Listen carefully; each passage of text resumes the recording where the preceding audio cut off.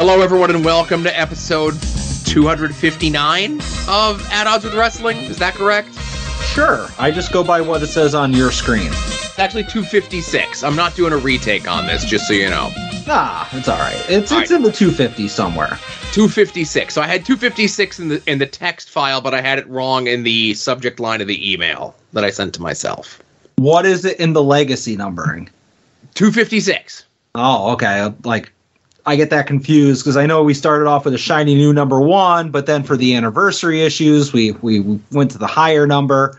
It's all a money grab. That's true. This is the one I don't do by date. Longbox Heroes I do by date and number, you know? Uh-huh.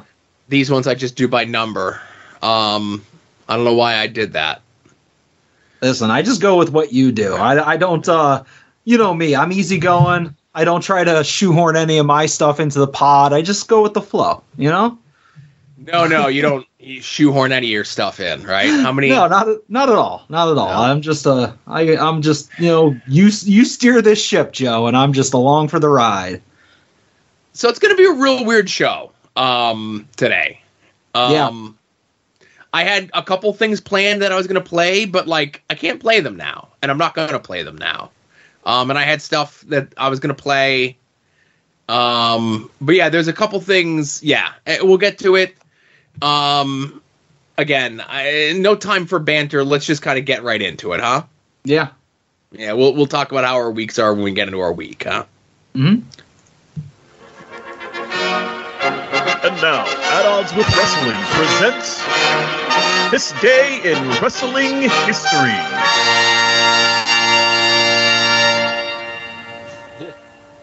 All right. So this day in wrestling history, in 1985, and I know Adam's going to say that's before wrestling happened, right? This is true. Yeah, I don't acknowledge any of this stuff.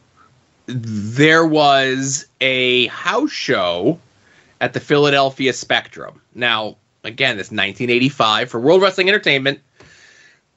This is when Boston Garden, Madison Square Garden, and Spectrum were shown on their respective sport channels in their cable networks, right? Yeah, which seems like such a foreign concept to anybody that's not an old like us. Right. And you would get angles that would be specific to those things. You would get, whatever. But the reason that this is in here, and obviously the Madison Square Garden ones, you would get Hogan stuff, right? Mm-hmm. But this was in the days where you would get title changes on house shows on the regular, but is it technically a house show because they are filming it for that particular cable network, and then they end up showing onto the syndicated programs anyway, right? Mm-hmm. But this particular house show is the house show where Brutus Beefcake and Greg Valentine, the Dream Team, won the tag titles from the U.S. Express. That's news to me. Yes. Honestly, I didn't know Beefcake and Valentine were a tag team. Right, but this is a tag title change that, I remember. This might be the first title change that I watched as it happened. Okay. Tito beating Greg Valentine for the Intercontinental title. It's kinda, but I don't remember watching that one, but I remember watching this one. It was just one of those things where Tito has a broken up title, and they just showed clips of Valentine smashing up the title. I think it happened Andover, Maryland, whatever. But I think this is the last time the titles during the 80s era, right? Mm-hmm. This is the last title change that happened at the Spectrum. Okay. Yeah. I was 5 years old. I was playing with Transformers. I wasn't watching no wrestling. Well, listen, I was 8 years old. I was playing with Transformers and wrestlers, You're more advanced. Yeah, but and even if you just look at the card here as I have it in front of you, this, and people would always say Hogan, when he would always be at the Garden, the main event, Hogan would be the main event, but his match would always be right before intermission. Yeah, you got to get on the road. Well, okay, you got to get on the road, but the thing is, if you look here, Paul Orndorff versus Roddy Piper is technically the main event of the show, right? Okay. Okay, the last match that goes out is Bret Hart versus Rick McGraw. But Piper and Orndorff is the match that sold the tickets because you do your main event, your big money match, and you'd go to intermission, and then right before the main event, the last match, they would go, we are returning to the Boston Garden, the MSG, the Spectrum on this date. And you're going to see these wrestlers in action, and they go through. And then whatever that match was right before intermission, you would get the rematch, or you would get like the next chapter, or it's like, oh, they did the match here, and next time it's going to be the tag match of Orndorff and Bruno versus Piper and Orton, or it's going to be the cage match, or whatever it is. Tickets are on sale now, and now it's time for Bret Hart versus Rick McGraw. They want to start selling the tickets, but not wait till after the show so they're not there until like midnight or whatever. Exactly. Got ya. And people would accuse like, oh, that was just Hogan. No, that was the way WWF did things forever. Gotcha. Listen, far be it from me to defend Bad Terry. Yeah, no, I was going to say, I mean, if you don't leave early, there's no way you can wrestle 700 times in a year with the time zone changes. Mm-hmm. I think he's changed it recently to 400. Okay. Which is still suspect. He's getting modest in his old age. Well, I don't know if you saw the clips of the Joe Rogan interview today. Not so much. I try to avoid anything Joe Rogan related. Yeah, me too. But like Hulk Hogan being interviewed by Joe Rogan is like the perfect confluence of like lies upon lies upon lies. And stupid people upon stupid people upon stupid people. And I've seen a lot of the clips filtering through it. I'm like, oh, I couldn't take a whole like 3 hours of this. Like I would have to like, you know, never listen to podcasts again. Yeah, which is odd because Joe Rogan's usually a does his own type of research kind of guy. So you'd think he'd call Hogan out on some of that stuff. Yeah, I don't know about that. And Joe Rogan research is not something I would put my money on. Oh, all right. It's his friend Jamie using Google and like them all being shocked by it, you know? Mm-hmm. All right. So, hey, also on this day of wrestling history, 1994, World Championship Wrestling held the Clash of Champions. This was the second Hogan versus Flair match in WCW. Okay. Flair wins this one by countout. This is actually a really stacked card. Like, I don't know if like in-ring quality it holds up, but until his like WWF return in like 2008 or whatever it was, this is Ricky Steamboat's last match. Okay. He has the match with Steve Austin for the TV title or the US title. He beats Austin, and then at the next pay-per-view, in between like this match and Fall Brawl, they diagnose Steamboat. He can't wrestle anymore. Steamboat relinquishes the title to Austin. They have the mystery opponent of Jim Duggan come down who squashes Austin. So Steamboat never did any actual wrestling in Ring of Honor, just did referee stuff? Yeah, he did. Like, they advertised it as a CM Punk and Ricky Steamboat are going to have a confrontation. Ah, that's straight out of the Vince playbook. Like a couple weeks ago on AEW when they did, like, it really sounded like they were going to do a match between Jerry Lynn and Jungle Boy. But then, like, when the graphic came up, it said that Jungle Boy and Jerry Lynn are going to have a confrontation. Somebody thought better of whatever was planned. Yeah. Also on this show is Dusty and Dustin Rhodes against Bunkhouse Buck and Terry Funk. For a variety of reasons, there's a Dusty Rhodes promo that builds up to this that I had in the hopper to play today. But I think for all of us, it's best not to play. Mm-hmm. Sure. Yes. And just to hop around here, I'm not going to go over the whole card, but this day, Wrestling History 2003, SummerSlam was held in Phoenix, Arizona. This was the SummerSlam where they had the Elimination Chamber. Okay. But in my opinion, the reason that this SummerSlam is held in such high regard is this is the one-time wearing of Triple H wearing like the longish bikers with the higher waist.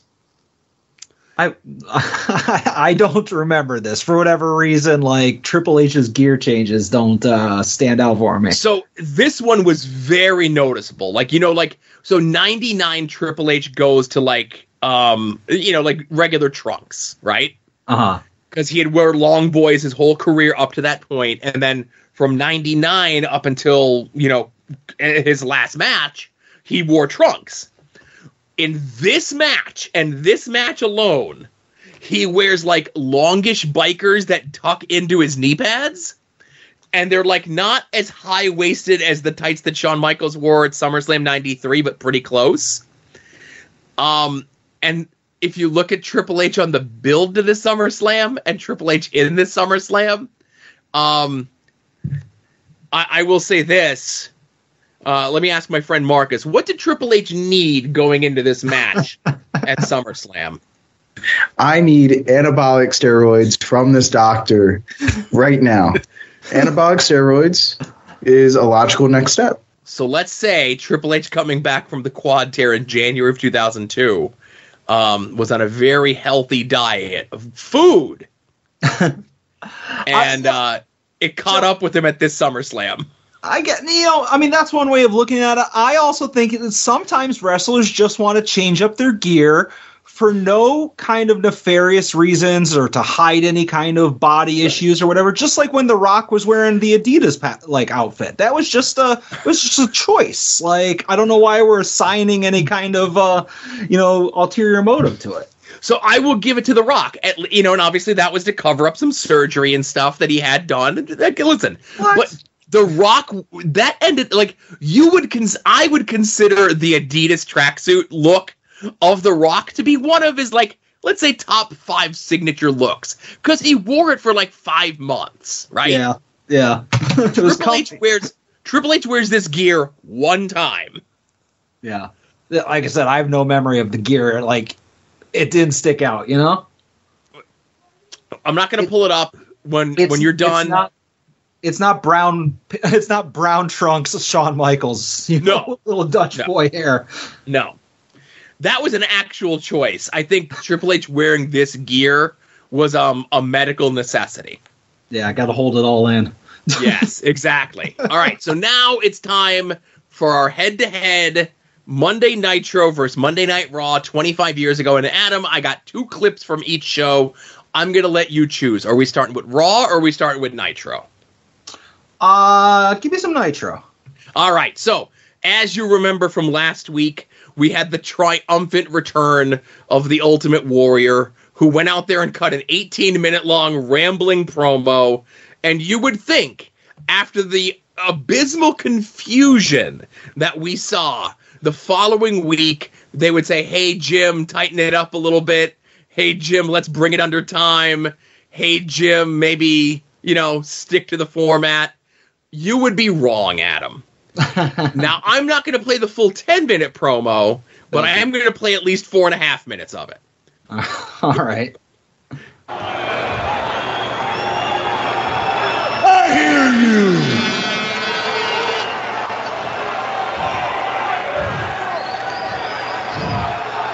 Blown up. Patience, warriors. Patience is a great virtue. Be patient. This promo will end soon. The worst part about these. You, Hogan, miscalculated. For you never assumed someone would come forward that knew the difference between a rebellion and a revolution. And that, Hogan, will become your gravest mistake. What is the difference? For tonight, Hogan, everything that you revere is now, from this moment forth, threatened. Tonight, Hogan, your entire world is going to turn completely upside down. For tonight,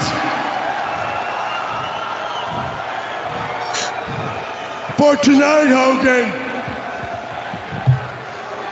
I launch, unleash the power of the Warriors. I let loose the OWN revolution, the One Warrior Nation revolution. That's the thing about Warrior promos is he takes pauses and he can always comment on the thing. Yes. That's the biggest problem with these is there's so much dead air of him just roaming around. A hero, a one-time hero with an unlimited yet undisciplined mind is a dangerous thing. I intend, the Warriors intend to eradicate that danger. You, Hogan, will be destroyed.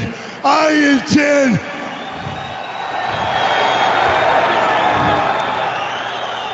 So many plants. Plant signs, plant guy in the front row with the shirt. Mm-hmm. I intend to show the world that a revolution is built on better ideas, not belligerent idiocy.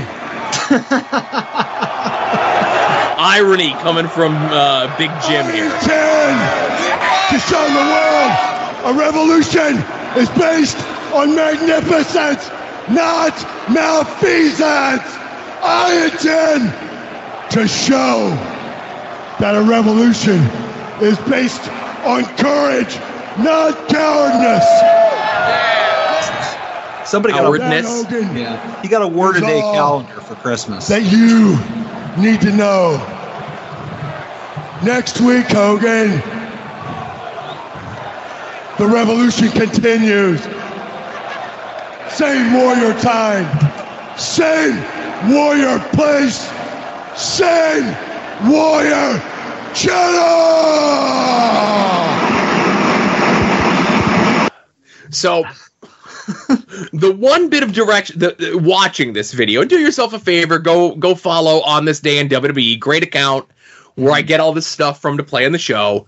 The one thing that I was transfixed on was, if you noticed, Warrior is not holding the microphone in front of his mouth. He's holding it like to the side of his face. Mm-hmm. Whether that was a conscious decision or direction given to him of don't yell into the goddamn microphone by the sound guys, production or whatever. Someone. But I will say it does take them a couple weeks before they realize, like, hey, let's not have the Warrior go out there and ramble for 10 minutes. Let's do heavily pre-produced skits involving magic. He's basically got the same notes as MJF got a couple months ago.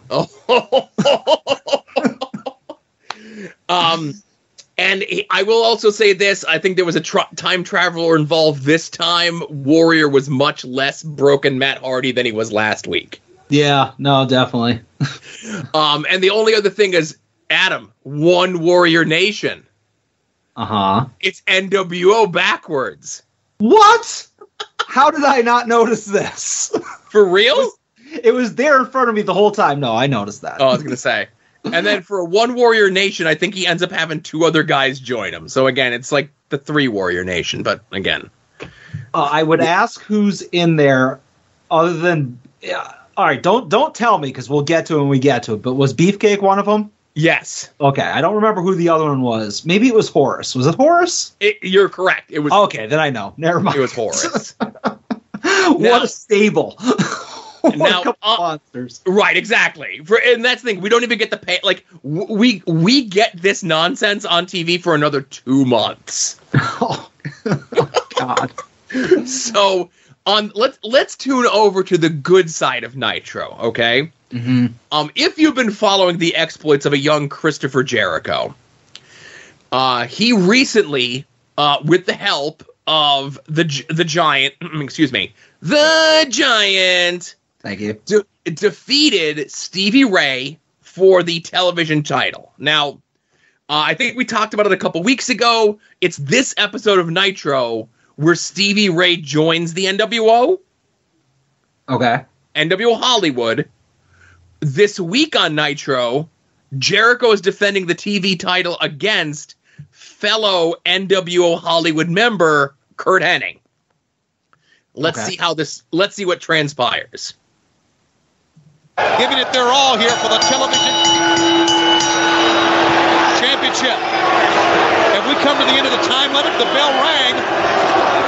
Apparently, fans, we have now. Still going at it. They're still going at it. Don't do that to Mark Curtis. The time limit, we've been told, has expired. 10-minute time limit, as you know, for the television title here on Nitro. And as the referee was shoved away, Something's happening. Of course, it's the Giant again. Every time Jericho's involved in a matchup, the Giant comes out to the ring. What does this mean? I don't know. I don't know. We have. It only happened once before. There are many ways that we can. Every time. Approach Jericho. Is this? Can we read more into it? But the fans. Now remember, Hennig is on his team. He shoved Hennig down. And they're both NWO black and white. Now, there was no chokeslam, although the fans thought there would be. But Jericho escapes. What does this mean? What is his connection with the Giant? And obviously, it's something that Hennig was not aware of, because look how shocked he is. Look at his face. He can't believe it. Dumbfounded. Is this a niche in the armor? Could this be dismantling NWO Hollywood? I think the reason, if I could say here, has to be personal. It must be something that transcends the NWO black and white, because it's nothing that Hennig's in on. So go ahead. I was going to say, are they trying to, I mean, I don't want to give WCW credit for trying to be subtle about anything, but like, are they implying that members of NWO Hollywood are trying to protect Jericho? Okay.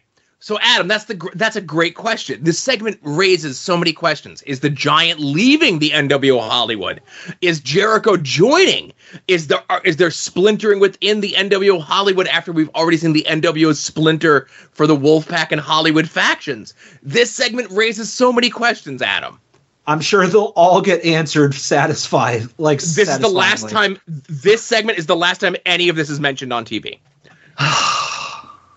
Of course. Of course. WCW, everybody. Yeah, I was going to say. Now, again, we're not going over the full cards of everything, of course.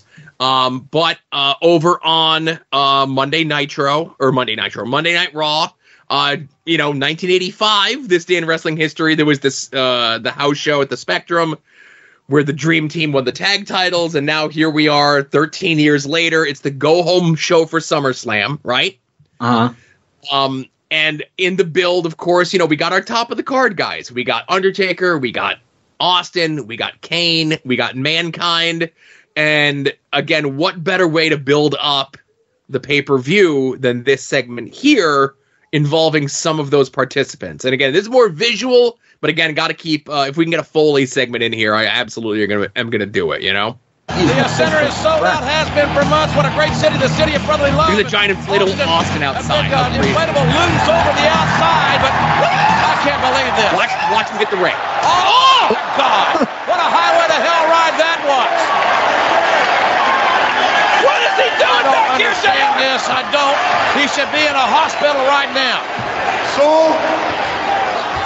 it was cahoots all along. A good Cub Scout should always be prepared, and my warm-hearted Cub Scout leader, Mr. McMahon, he warned me Kane was no good, and I tried to believe it wasn't so. And now that it is, well, Mr. McMahon has offered me my chance at redemption, and redemption lies right above my... So it gets cut off there, but Kane and Undertaker are the tag team champions at this moment, and the main event of this Raw is Kane versus Undertaker in a Hell in a Cell match. Okay. So they have, since the King of the Ring SummerSlam, King of the Ring Hell in a Cell match in June, okay? This is the fourth Hell in a Cell match that they've done on Raw. Gotta win those ratings. I guess, man. But, Adam, something bigger happens on this Raw. Okay. Something more monumental. It's something that you've been waiting for. Oh, yes. Oh, I don't know if you can hear it rubbing my hands together. So, again, from inception to finale here, well, not technically the finale, we do get the payoff to all of this 8 months from now, again. But it's time for the finals of the Brawl for All as Bart Gunn takes on Bradshaw. Ooh. Wonder how it's going to end. Championship. Let's keep your punches up. No headbutting, elbowing, or kicking. I want clean breaks. You have 5 seconds to break. If you don't, I will deduct 5 points. You receive 5 points for the most punches landed per round. 5 points for a takedown. 10 points for a knockdown. Mandatory 8 count is in effect. Go to your corners and bell ring. Come out fighting. Good luck. Let's go, guys. A lot of eye contact. Last one. Let's there. go now. Kidding. Jeez. Not The best part's Bradshaw Trained to be the referee in thinks this, he's and gonna this kick is his going to be ass. a barn burner. Both men are trained very diligently for this contest. Here come them lefts. Oh, boy. Bradshaw cannot stand flat-footed and absorb the punishment of the punching power of Bart. There he goes. There he goes. Unbelievable. Golly.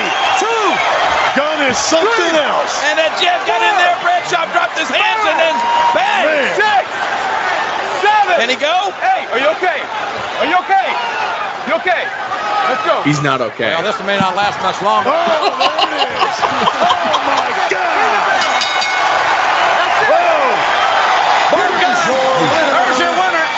Boy, you take a look at a guy that has just made a name for himself in this business and earned it every step of the way. He knocked out some tough SOBs to get here. You ain't kidding. These are some of the toughest guys in this business, folks. I'm no tough guy, but believe me, these are some of the toughest people in the world. Are you going to see this anywhere else? Nowhere, absolutely nowhere. You've got guys with the cojones to get in this thing, and then you got one guy cleaning everybody's clock. Unbelievable. Let's take a look again. Here's the first knockdown. I'm telling you, Bart got in that shot, and then Bradshaw's hands went down, and that was the end right there. It was a glancing blow. Let's see the big Take another one. look at slow-mo right here. Right there. The left hand, but watch this right. He didn't do me any favors with the right. He was unable to protect himself. Bradshaw's a big, tough son of a gun, let me tell you. Oh, You love to see it. You know, like I said, Bradshaw's the type of guy, like he's like probably been in a million fights, but it's all in bars against drunks or assholes that mouth off, be like, "Oh, you're a wrestler, you think you're tough." Like, it's nice to see him get beat up by somebody that's like tougher than him. well, you know, and again, it's if you believe the rumors and the dark side of the ring and everything else, this was all set up because Bradshaw was always running his mouth. Yeah. And Russo pitched this as a way to get Bradshaw to shut up, to prove that he's not the toughest guy in the locker room. Yeah. Thank And you, Russo. And he's not. He's not the toughest guy in the locker room.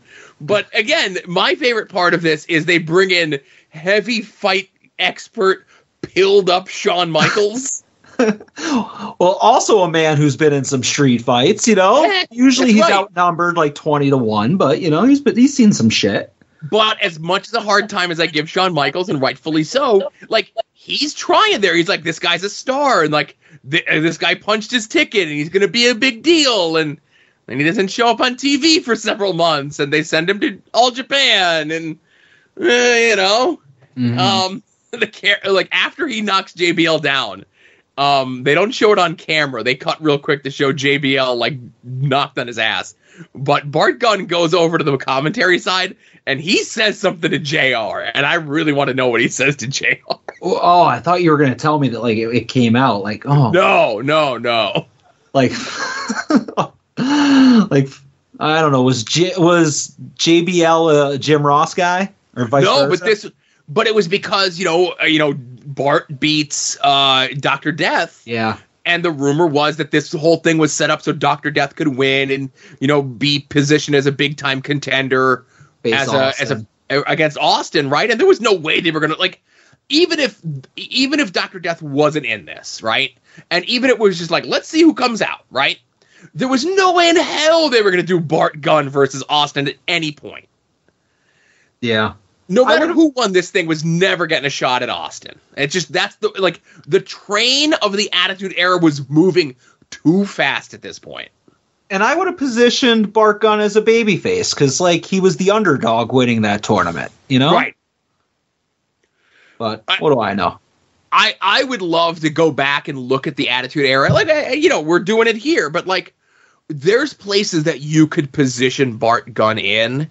And I know during this time, and we're not talking and covering everything, but right now they've positioned Sable with the Oddities on TV to help try to get them over as a babyface act. Yeah. Now, we're about 6 months away from the Sable heel turn, but you could have even, and we'll get there when we get there, but they do a deal at SummerSlam this year, 98, where it's Mero and Jackie against Sable and a mystery partner. And do you remember who Sable's mystery partner ends up being at the SummerSlam? I don't. It ends up being Edge. Okay. Which kind of sort of in like the Edge character and like where they would position Edge and so on and so forth doesn't make a lot of sense. What if they had it be Bart Gunn? Yeah. And then you position Bart Gunn and Sable on TV. At least Mero could do like a little whatever with Bart Gunn, and I don't think they faced each other in the Brawl for All, if I remember. Mero? No, I don't think so. But you could have done a thing where like Mark Mero's like, well, you only won the Brawl for All because you never took on me. Yeah, like you it's like they say in like sport, like fake sports, where it's like you were on the wrong side of the bracket type of deal. Yeah. So we're gonna do things a little bit differently right now. Yeah. Normally we would kind of get into what we want to discuss from the week that was and everything else like that. But we just had a call come in and another call as well, and we're gonna just kind of do things out of order. We're gonna play 2 calls here real quick, and then we'll play the rest of the calls a little bit later on, right? Mm-hmm. But just, like I said, it's going to be a weird show, Yep. Hey, guys. It's the strongest fan in all the land, Artie Mack, calling in. And I'm sure every call, at least a great majority of them, are going to be regarding the recent tragic details, the news of the passing of Bray Wyatt, and otherwise known as sorry, I'm all choked up here. Windham Rotunda.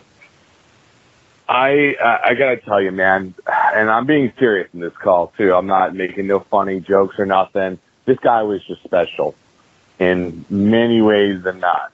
This guy, I remember some years ago, I believe myself, Chuck Stone, Eric Taylor, don't tell them I said this, of course, but we had gone there to Raw, and it was a dead show. Real dead show, real stinker of a Raw, if you will. And, for the most part, it was flat. No big pops, nothing.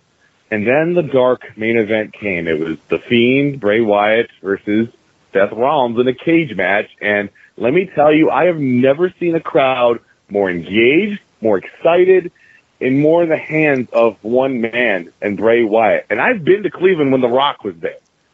It is ungodly how great of a character, how great of a worker, how great of a man that Windham was. And I got to tell you, I am at a loss, about all of this. And there's so much more. I never even get to met the guy, and that's just tragic. I think, obviously this is a very cliche thing, but, value everyone you know in your life. Don't wait till the next day to tell them you love them, this, that. Life is precious.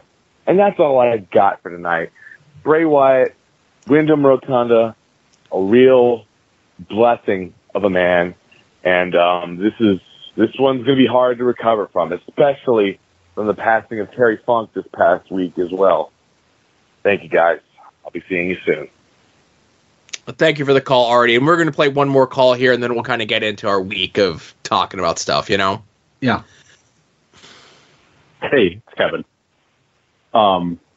Obviously the show changed, I'm guessing. This sucks. It sucks a lot. I leave in this message. Obviously, I don't know what Joe and Adam have said already. I know sometimes how you guys say things or how you don't say certain things. It's your show. Totally understand. So this is my thought and opinion, and mine alone.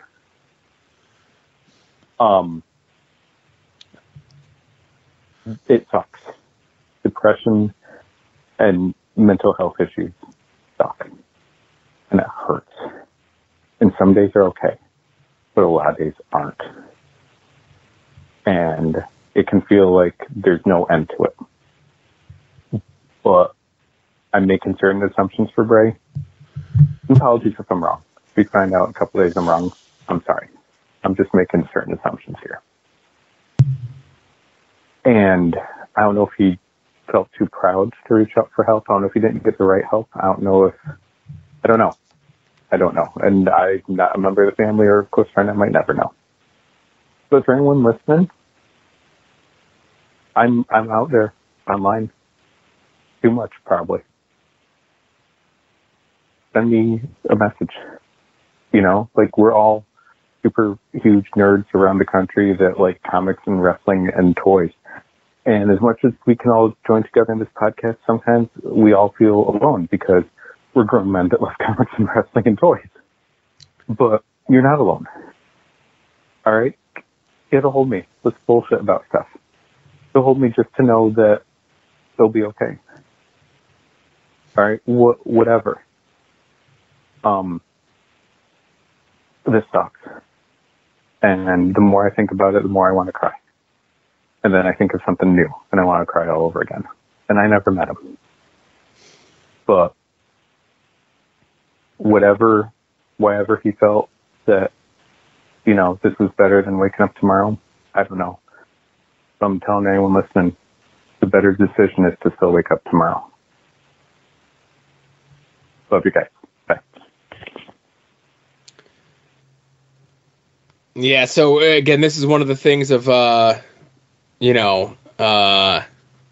recording early, as we're talking here, it was just less than about 2 hours ago from us recording, that the word came out on social media, that Bray Wyatt, Windham Rotundo, had passed away. Artie had called in. Kevin had called in, and listen, I don't typically screen the calls, I kind of let everyone, hang out there as you will, but I do get the little, the little transcript of things, and I got tipped off, and I kind of wanted to get those calls out of the way up here first because I knew we'd be talking about them. Like I said, the show format out the window, jokes, whatever. But yeah, man, Bray Wyatt, Windham was like, he's 36. He had 4 kids. Yeah. And we don't know right now. It's so fresh. No one knows what the situation is. All you could do is think for those kids and think for his wife and the rest of his family and his friends. And he had a lot of them. And, I know on the show, eventually we kind of, we were big Bray Wyatt fiend guys from the start, when all that stuff first started rolling out. Yeah, I mean, even going back to like the cult leader type deal, with Brody and Rowan, that I was a huge fan of that. I've been seeing all day today. Well, not all day, like the last hour or so. All the clips of the NXT promos, and I wasn't watching NXT back then because I don't think it was on the network. Or if it was, whatever, I just wasn't watching it. And just seeing these promos in developmental that were mind-blowing stuff. So from the second he was on the main roster, I was enthralled by the 3 of them. And like you mentioned, the Fiend stuff, the Firefly Funhouse stuff, I was a huge fan of that. Like we joke that like, hey, don't tell anybody I'm a huge Bray Wyatt fan because it was cool to dunk on spooky WWE stuff, for a while. But I loved all that, So and that's in a WWE that I don't generally watch. There's not much that I enjoy of the sports entertainment, but like I always like that stuff. He was great with holding a crowd in his hand, and keeping their attention. And it definitely was the Fiend stuff all those characters and everything. I definitely feel as though that was him. The Wyatt family stuff, the cult leader stuff, that was him. He was allowed to cultivate that in developmental. Like, that was as things were changing from FCW to NXT. I know you were mentioning, but I think NXT was on Hulu at the time before there was a WWE network. And, you can find stuff online. Everything is out there illegal, Sure. So, like, you would see that stuff and you would just see that potential that all of them had, and even just as the group had. And he's a guy who had been in the system at WWE for a while. I think he was even part of the first, like, NXT class when it was, like, the reality show with, like, the rookies and the pros. Yeah, that was the second season when he was Husky Harris. Yeah, that's what it was. So he was a guy that they had a lot of faith in. It was a guy that they wanted to do something with. And I think what ended up happening was, and I could only speculate and I could only see, what Bray, Windham would put out on social media, what would end up on TV, and then what would eventually happen on TV. And I think, I think I was just talking about this with someone the other day, and it's just weird how these sort of things work out, that, like, the Fiend gets over super fast, like the character, the idea of it. Like, you have to remember, those vignettes start the night after WrestleMania that year, and then he doesn't have a match as the Fiend until that SummerSlam. Yeah, because, they didn't even show the Fiend for weeks, and there was weeks of just him in the Funhouse. Right. Until you finally got, it might have been like the 8th or 9th week where they were like, hey, do you want to see what I've been working on? And then you saw a couple quick shots of it, and it was like, holy shit, this is fucking cool. Yeah. So, here it is. It's a slow burn. It's this slow build.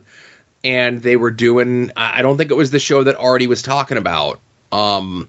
But they had announced for one of the pay-per-views that were coming up, like the event, like where the building where the event was going to be, had tweeted out from the building's Twitter account that one of the matches that was going to be on the show was going to be Seth versus Bray as the Fiend in a Hell in a Cell match.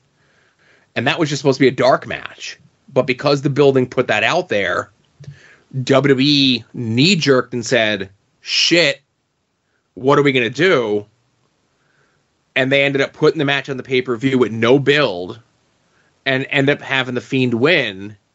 And it's like, okay, well, now here's this character that you've cultivated and built and let Bray work on getting to the main roster to get to this point for like 4 to 5 months. And now you're going to hotshot, like, now, are you going to have him lose? No, you can't have him lose. Are you going to have him beat Seth? And then the finish of that match, I think, really hurt the momentum of the character. And then the Fiend ends up winning the title at one of the Saudi Blood Oil Money shows. And then he ends up losing the belt to Goldberg. And I just think, like, it kind of, I know it kind of crushed a lot of people's fandom of the character. And I can only speculate that it might have crushed a lot of his. Yeah. Because he then comes back, or he's one of the guys that gets released during the pandemic.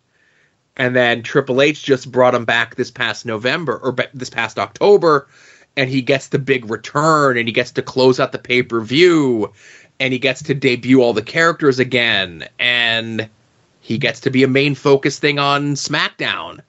And we only ended up getting one match out of him. And that was the LA Knight Pitch Black match, and they started to do the build for a match with him and Lashley at WrestleMania, and then that just kind of disappeared. And there was rumors of health issues, there was rumors of creative differences.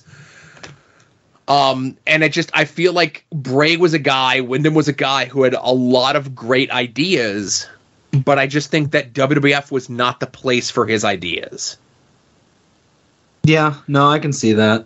And I'm not saying that, like, oh, AEW, right? No, I think his mind worked different. His mind for the ideas that he had were bigger than just wrestling. I think, like, if he took that Fiend character and, like, did a series of, like, direct-to-DVD or, like, video on demand or whatever you want to say, like, movies as that character, right?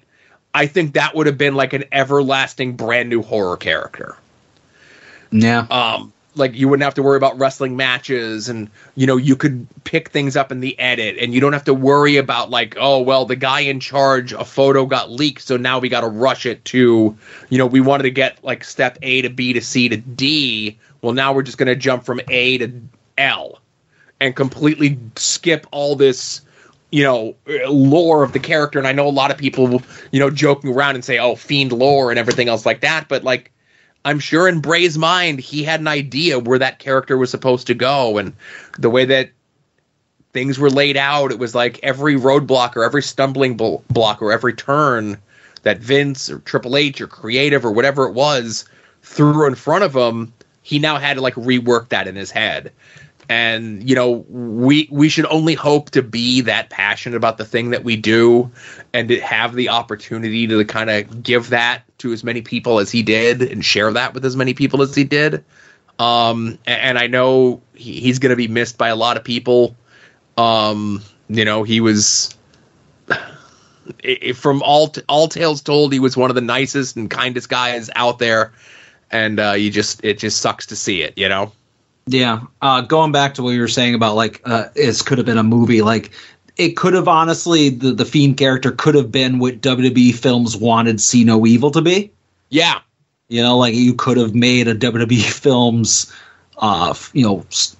franchise starring Windham with the Fiend and all that stuff, and it could have been very successful, as you pointed out. But you could tell that with the characters that he did, whether it be, the cult leader, the Eater of Worlds, and like the Fiend and all that stuff, that this is a guy who, when he went home, he was thinking about wrestling. Yeah. He wasn't somebody that punched the clock, he was somebody that was constantly thinking about what the next thing was going to be. Yeah. I will say, and again, it's just to kind of clarify, because Kevin brought up a lot of valid points as far on his call. But he did kind of give some implications as to like what might have caused Bray Wyatt, to not be here. Sean Ross Sapp tweeted out kind of right before we started recording, quote, "I was given permission to reveal that earlier this year, Windham Rotunda got COVID that exacerbated his heart issues. There was a lot of positive progress towards a return in his recovery. Unfortunately, today he suffered a heart attack and passed away." Oh, Jesus. So just to kind of make sure that we're not, necessarily saying anything that's not true. So I just want to clear that up. But obviously, kiss your homies, take the pictures, everything that Kevin said otherwise, Yeah, and, more on that later, of course, obviously. And again, to throw it in there, you might understand why I might not have seen a Sean Ross Sapp tweet today. Sure. No, I got you. It was in our Discord. Is the only reason I saw it. Yeah. Discord doesn't work for me anymore. I can't see tweets of people that have blocked me when they go in Discord either. Nah. Yeah. No, I mean, obviously, and we'll get into the other shitty news in a moment, but I never want to be like a pissing contest of like, oh, this person was more memorable than this person, but the suddenness of somebody that's like at the height of their powers, it always stings bad, like losing somebody always sucks, but like to have it come out of like left field like that, that's like, ow, Yeah. And, it stinks that that's what it was. And, there was rumors of health issues as well. And there was also rumors like 2-3 weeks ago that he was prepared for a return. I remember even like earlier in the summer, there were some photos of him like out and about in public. And, he looked to be in like better shape than he had been in forever. Yeah. Yeah, you just never know, obviously. As Adam mentioned, take care of yourself. Do what you can. And I say this out of one side of my mouth, and out of the other side of my mouth, I say I don't go see doctors. Same. So I don't know what's wrong with me. But, obviously, if there's serious shit going on, don't hide it. Don't be ashamed. Don't be embarrassed. We're all human. We all go through this shit, and it sucks to go through it alone. And if you think you're alone, there is somebody out there, like Kevin said. You may not know it, and again, there's somebody who wants to help, and there's somebody who wants to help you. That's, best I could say. Yeah. And obviously, in light of this, the other tragedy from just this past Wednesday is the passing of Terry Funk. Now, obviously, this is a little bit different. Terry Funk was 79 years old. Terry Funk didn't live a life. Terry Funk lived like 7 lives. Yeah. The other couple weeks ago, we do Terry Tuesday, where we tweet out the pictures and the GIFs and the everything of Terry Funk. And I remember a couple weeks back, that wrestling trading card set from like 1983, and the one I'm talking about, Adam, with like the blue borders and everything. Oh yeah, that's the one. Our DJ got a Funker card a couple months ago, right? Yeah, the one that Broski, like at the beginning of the pandemic, bought the waterlogged like complete set. Yep. Yeah. But that set was so many big names in wrestling's rookie cards, and when that set came out in 1983. Terry Funk had already been wrestling for 11 years, Yeah. When I first saw Terry Funk on wrestling TV in 1985, he was already the same. He was already 43 years old. And then he would go on, and I think Joe Gagney was the one that pointed out, and listen, I'll be the first one to say I'm woefully ignorant of Terry Funk's early Japan career, like the stuff in the 70s and early 80s. But if we just look at Terry Funk from the 80s, he has a run on top with Hulk Hogan and the Junkyard Dog in WWF. Mm-hmm. He then kicks her on the indies in Japan again. He then has a run on top in the NWA against Ric Flair, right? Yep. Kicks around the indies and Japan again. Goes to ECW. Has a run on top with Mick Foley and Raven, and he wins the ECW World Title, right? He then has his Amarillo retirement against, at the time, WWF champion Bret Hart, and the two of them famously have an argument of who's going to go over. And Terry is like, "You're the world champion, you can't lose," and Bret's like, "You're Terry Funk, you can't lose." And then Terry gets another run in WWF after that. He gets another run in WCW after that. And then he proceeds, after WCW closes in 2002, he then proceeds to wrestle for another 15 years after that. And, I tweeted it, and, tweet only has so many characters, but so many of the wrestlers that we, and whether it be myself or Adam or you listening to the show, love and admire: Bret Hart, Mick Foley, Eddie Kingston, John Moxley. And listen, I'll begrudgingly say it here, I'm not going to even CM Punk, right? These are guys that look to Terry Funk as an idol, as a mentor, and somebody that they look at him and they say, I want his career. And Terry Funk was never the richest guy. And Terry Funk was never the most popular guy. But Terry Funk was the guy who worked harder for other people just as hard as he worked for himself. We talk about even his Hollywood career when he ended up, doing stuff in Roadhouse and Over the Top. And then he ends up being a fight and stunt coordinator on a bunch of Stallone movies. And when he gets that job, he starts to get his friends in the wrestling business job as stunt people on these movies. And that's helping them get into SAG-AFTRA, to get into that guild, to get that health insurance that wrestlers never had before. Mm-hmm. And again, Terry knew that he couldn't get that done through wrestling, but he knew that if he could get a foot in the door for Hollywood and he can get 1 or 2 or 3 of his closest friends in to help them out, that's what he did.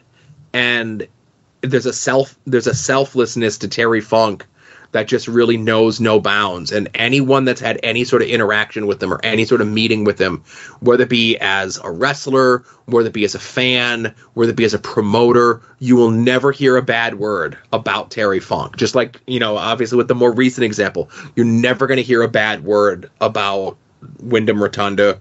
Terry Funk is someone whose legacy will hopefully, outlive everyone. He's someone that I hope 5, 10, 15, 20 years from now, people are still talking about. And so many greats in wrestling come and go, and, we all remember those that have passed. But again, I don't think a lot of them are in the forefront of our minds. I don't think there's people, or there are, but I don't think there's hundreds, if not thousands of people that think of Harley Race every day or Andre the Giant every day.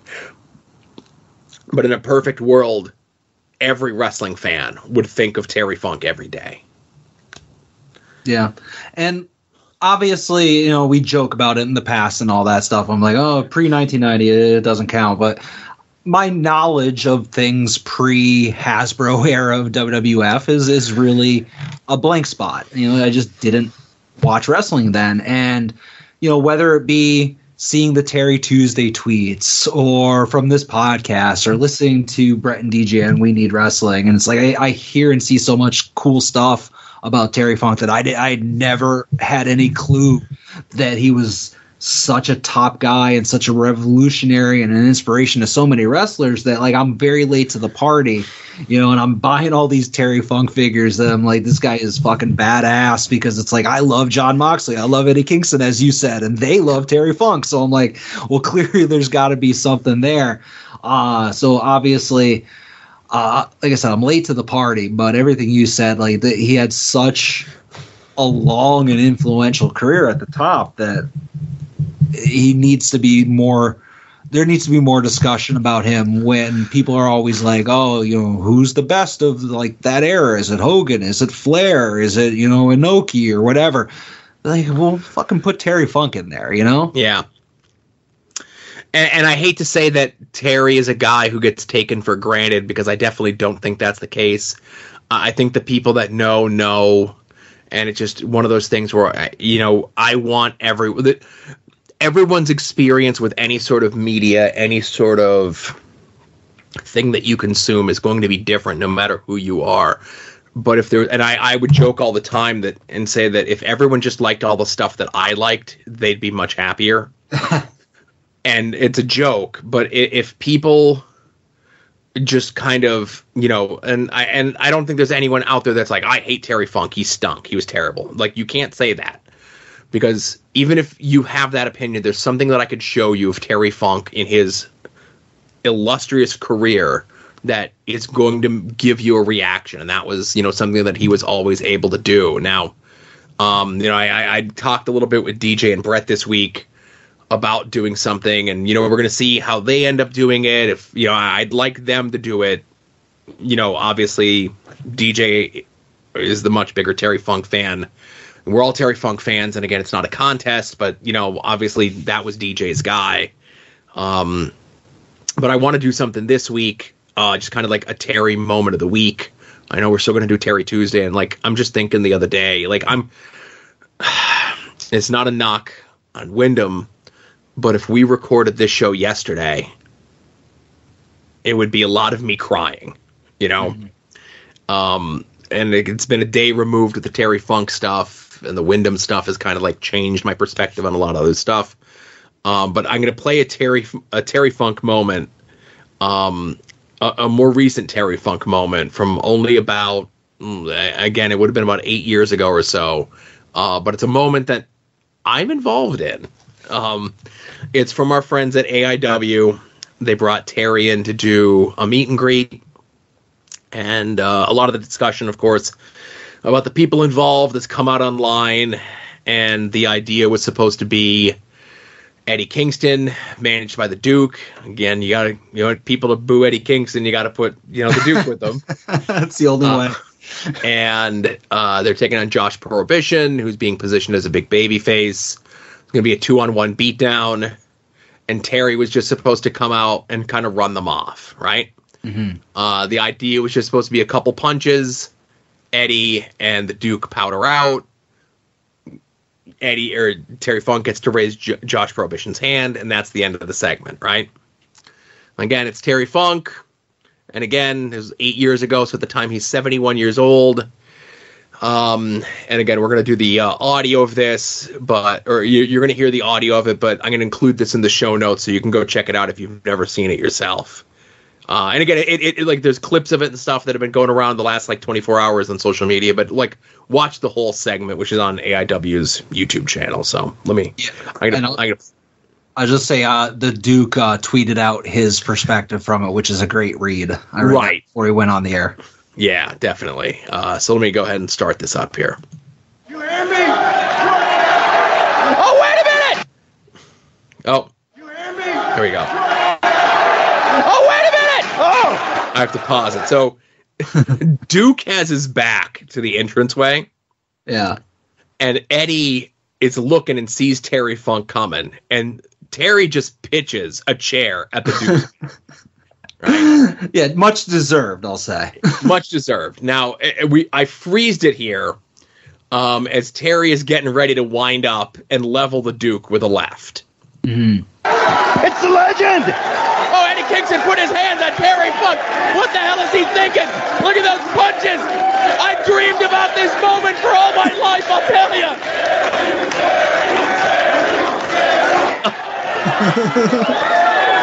It's not the rights you got to worry about. He has a floor violence.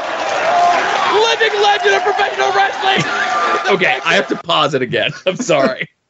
So, and again, listen, I'm going to expose the magic of the business here, okay? Oh, trash shoot. So, Terry gives Eddie Kingston a DDT on the floor. And Eddie's there selling, and he's mouthing like, oh God. And then real quick, he reaches up and like tries to grab Terry's arm as Terry's getting ready to go after the Duke. And like, you see Eddie go, are you okay? Are you okay? Like, Terry Funk just gave Eddie Kingston a DDT, and Eddie's like, Terry, are you okay? Sorry. Bronco Terry Funk! He has seen enough injustice in his life! Putting the boots, he's kicking the Duke toward the concession stand. And now pitches him. What is the hardcore legend? Terry Funk using the Duke to wipe out the concession stand. Nice fucking challenge. He's got anything that's not nailed down. Those are profits he's beating him with. Don't get the crock pot, Terry. Don't get the crock pot. The crock pot literally right above the Duke's head. And I was so afraid. And that's filled with boiling water and hot dogs. I was so afraid that it was going to fall on the Duke's head. Oh, Jesus Christ. Got a couple PPRs. Maybe Josh Prohibition did know. Okay. Just throw right a chair there. Like a random fan. That is Thorne's friend, Nick Sanka, who's just like a civilian who was just behind the concession stand drinking. And Terry Funk throws a chair at him. And as this moment is paused, I'm circling here. There's Tracy Smothers watching. Yeah. And there's a young Kaplan watching. Holy shit, baby Kaplan. But I'll just say the guy just had the chair thrown at him. Like, that's going to be the greatest story of his life. Like, I had a chair thrown at me by Terry Funk. Like Terry Funk just threw a chair at a concession stand. Open hand slapping the Duke. Attendant. And there's Biggins. Now wait, let's see if it gets on this. Referee is still out, and every single person here is on their feet. Terry's slipping and selling. Funk, and rightfully so. This match is apparently still going on. He's dedicating this drunken driver to Terry Funk.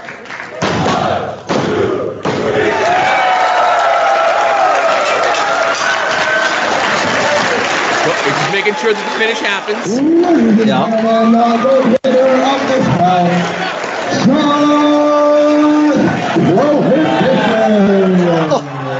Picking up garbage cans. Yep. Eddie begging off but saying fuck you. Terry throws a chair directly at Eddie's head.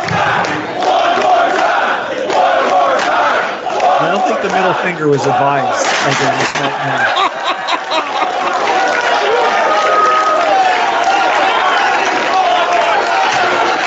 Oh no, the Duke.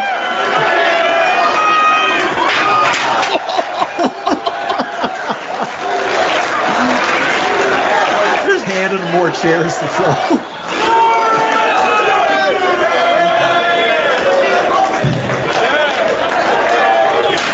That meme from The Simpsons. Stop, he's dead already.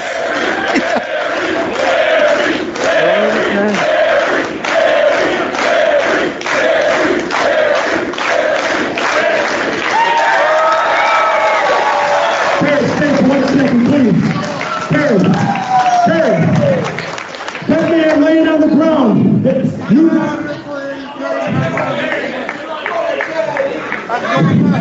And he calls himself the last of a dying breed. But there's lots of cowards in professional wrestling. For real, you are the last of a dying breed. God doesn't build wrestlers like Terry Funk anymore. You are a man amongst men, Terry. Thank you. Thank you, Terry. Thank you, Terry. Thank you, Terry.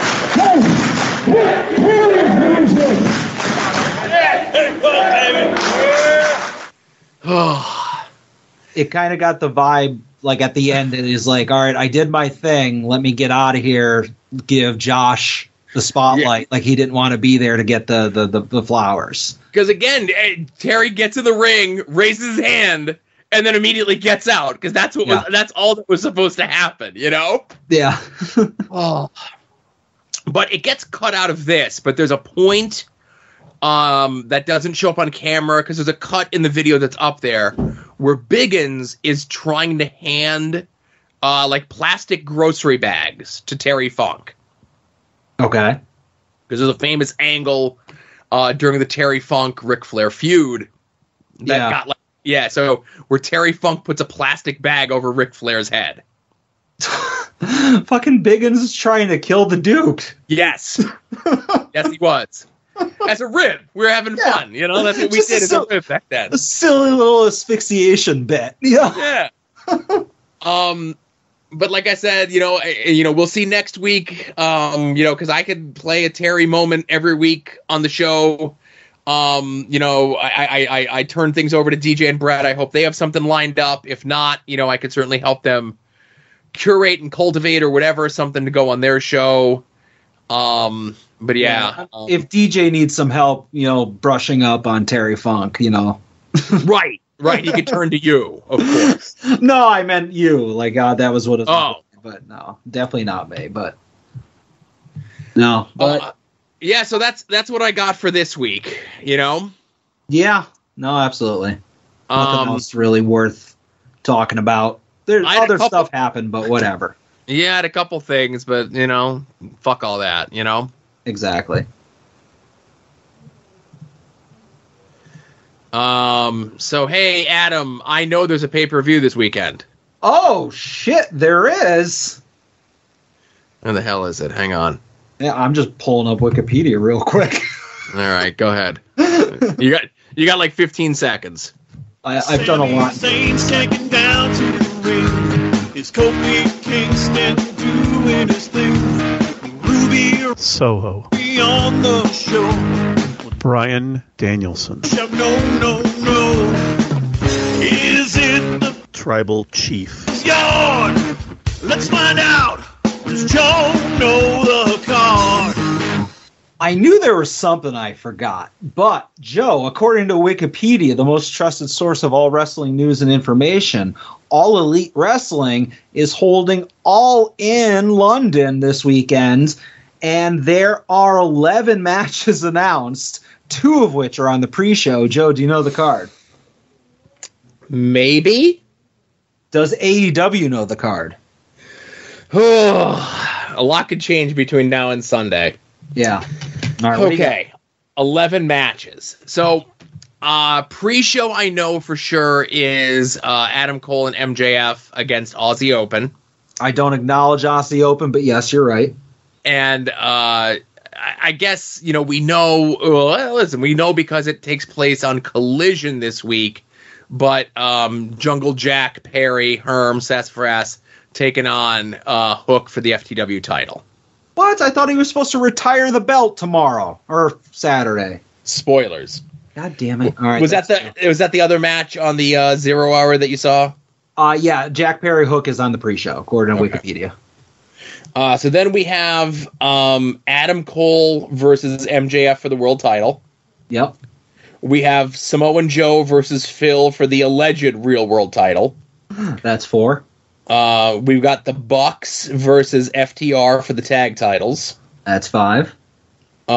We've got the Stadium Stampede, which is Eddie Kingston, Pentagon, Chuck Taylor, Trent Beretta, and OC. Correct. Taking on Claudio, Moxley, Wheeler Yuta, and Santana and Ortiz. Yep.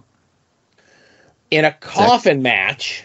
In a signature coffin match. Signature coffin match. We've got Sting and Darby Allin taking on Swerve Strickland and Christian. That's correct. We got the 4-way for the women's title, which is Sheeta, Britt Baker, Toni Storm, and Saraya. Yep. 3, 4, 5, 6, 7, 9. That's 9. I got 2 more, huh?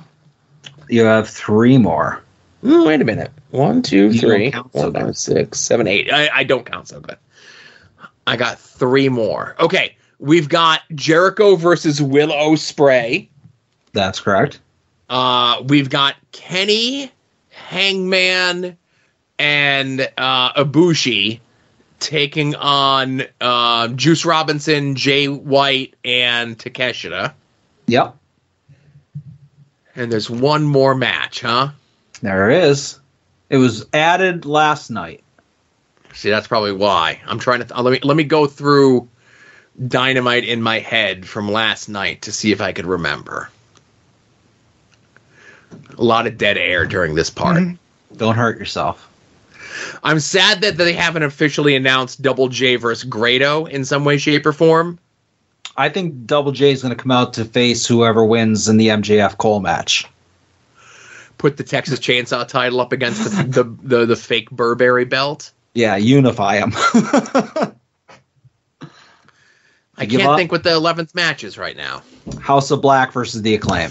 There you go. 6-man titles. Daddy Ass is back, but not as Daddy Ass, as Badass Daddy Ass. Badass Daddy Ass. Yeah. The one. Rockabilly. Yeah. So obviously the plan is to be at soon-to-be-named Network North for this. This is a rather large gathering of the network. Yeah, I hear pretty much everyone's going to be there. Yeah, no, it's unprecedented, but looking forward to that. Any wild predictions from this pay-per-view before we go into it? Well, let me ask you a question, because obviously I didn't see the spoilers for Collision or for Rampage or anything like that, so how dare you? But it's on the Wikipedia. No, but I didn't know. Never mind. I'm just whatever. You didn't know it was for the FTW title. You thought Jungle Jack retired it. Yeah, whatever. I'm doing a bit. But my question is, so I saw that I don't follow, I don't go on Twix anymore. So I see things, but I don't pay attention. So Rey Fénix is not in the Stadium Stampede match anymore. Correct. So they're just not going to have a 5th member on each team or a 6th member on each team? I was told correct. Okay. It went from 6-on-6 to 5-on-5. Okay, because I know that there was 3 blank spaces, and I'm really mad that they revealed that it was Santana and Ortiz last night, because last week when they had the 3 blank spaces, I was thinking who could be the people that would be in there, and I thought to myself Santana and Ortiz, and I felt so smart, and then it was proven to be them, and I'm like, God damn it, nobody's going to believe me that I knew going into it. But any rumor, did they have a plan for a 6th person on the heel side? No. Okay, it was just we'll figure it out when we get to London. Yes. All right. Well, I know Smart Mark said he had a London suit made up, Right, but I also heard he's staying home for the next 2 weeks, so who knows? Allegedly. Right. Yeah. But any predictions? Any predictions? No. I think it's going to be a very good card. Like, that's we talk about it every time there's an AEW pay-per-view, that it's like, oh, the card looks bad on paper, but it always delivers, Mm-hmm. And I know a lot of people are like, oh, like, so a lot of focus was on, they do this whole heavy heat angle where Swerve and AR Fox go to Nick Wayne's house, beat him up, bloody him, the whole thing, right? Yeah. And then 2 weeks later, AR Fox gets kicked out of the group, turns babyface, and they put Christian in there, Yeah, that's. I mean, love Christian, great, but like that sucked. Turning face already, and just immediately Darby accepts him. Like that's totally WCW 80s Sting, rubbing off. And obviously they do a deal where like the Blackpool Combat Club takes out Phoenix to get him out of the match. You could have done something where because of and obviously so Nick Wayne pins AR Fox in the match, and that's the impetus for that. You could have done something where the baby faces, like Nick Wayne gets his team disqualified because he just won't stop beating up AR Fox, right? Mm-hmm. And he ends up injuring AR Fox. And then that's a way to take AR Fox out of the match, but then you're doing 2 injury angles on one show. It gets to be a mess, right? I really think this was a rough situation. It starts from the Danielson injury to the Jamie Hayter injury to now we run into a bunch of guys that for whatever reason are not coming over for the trip. And all we could do is speculate. But all I could say is Phoenix has a history of not making his bookings and being unreliable. And I think AR Fox, fantastic talent, immensely, cool look, the whole thing. Definitely somebody who deserves that opportunity, and every time that he's been given it to him, shines. And I know there's a lot of people like, well, his grandmother just passed away, but like I think his grandmother passed away like a couple weeks ago. Maybe the services are this weekend, but it just ends up coming up that you end up trying to book a show and people are getting hurt and people can't travel. And you would think that you have a plan and you would have these things taken care of, but injuries happen. Travel issues happen. Even if you're just doing a show within the United States, travel issues happen. Going to a completely other country, travel issues happen, Mm-hmm. But is there going to be any like surprises on the card? No, because if there can't be any surprises, I don't think there's going to be any title changes. No surprises. What? You don't like Edge? I think Edge, even if he doesn't sign his contract, can't go anywhere for 30 days. I gotcha. But I could definitely see Edge, making an AEW appearance very soon, probably in the next, 29 days. But that's the thing. So, even, the jokes is like, oh, look who I saw at the airport, Unless Edge is already in the UK as we speak, and that video of him on his porch in his rocking chair was taped, days ago. Yeah. I don't think we're going to get Edge. I don't think we're going to get any title changes, but I think we're going to get you know what? I'll say that. I'll take that back. The Acclaimed are winning the trios titles. Yeah. I can see them putting one of the 2 British women over Sheeta in the 4-way. No. I mean, I don't want to see it happen, but I can see it happening. No. I love Hollywood starlet Toni Storm. She's great. I love Hollywood starlet Toni Storm. And I think that character needs more time to percolate and crack, and the title would kind of stop her from going crazy. No, I agree. Because I've talked about it so much over the last couple of weeks, I already have it in my head how I want the MJF Cole stuff to go. I want during the pre-show, as much as I hate to say it, Aussie Open wins because MJF tags himself in to do the stupid like koala kick or whatever it is, the kangaroo kick. You know, like Cole has the match wrapped up, but MJF tags himself in, tries to do the kick. It backfires. MJF is really sad. He's like, I'm sorry. Cole super kicks MJF. Cole's the heel for the main event. That's my like dream booking of it, just because I don't want them to backpedal on any of the recent development with MJF. Like I like the he's my scumbag type of MJF, but I'm sure they'll just do that. He was working us from the start, and like he was just always intended on turning on Adam Cole, and it'll just be back to the old stuff. But I hope it's not the case. Okay. My fantasy booking of all this is very similar. Okay. But I don't think we're going to get the payoff at All In. Tag title match happens.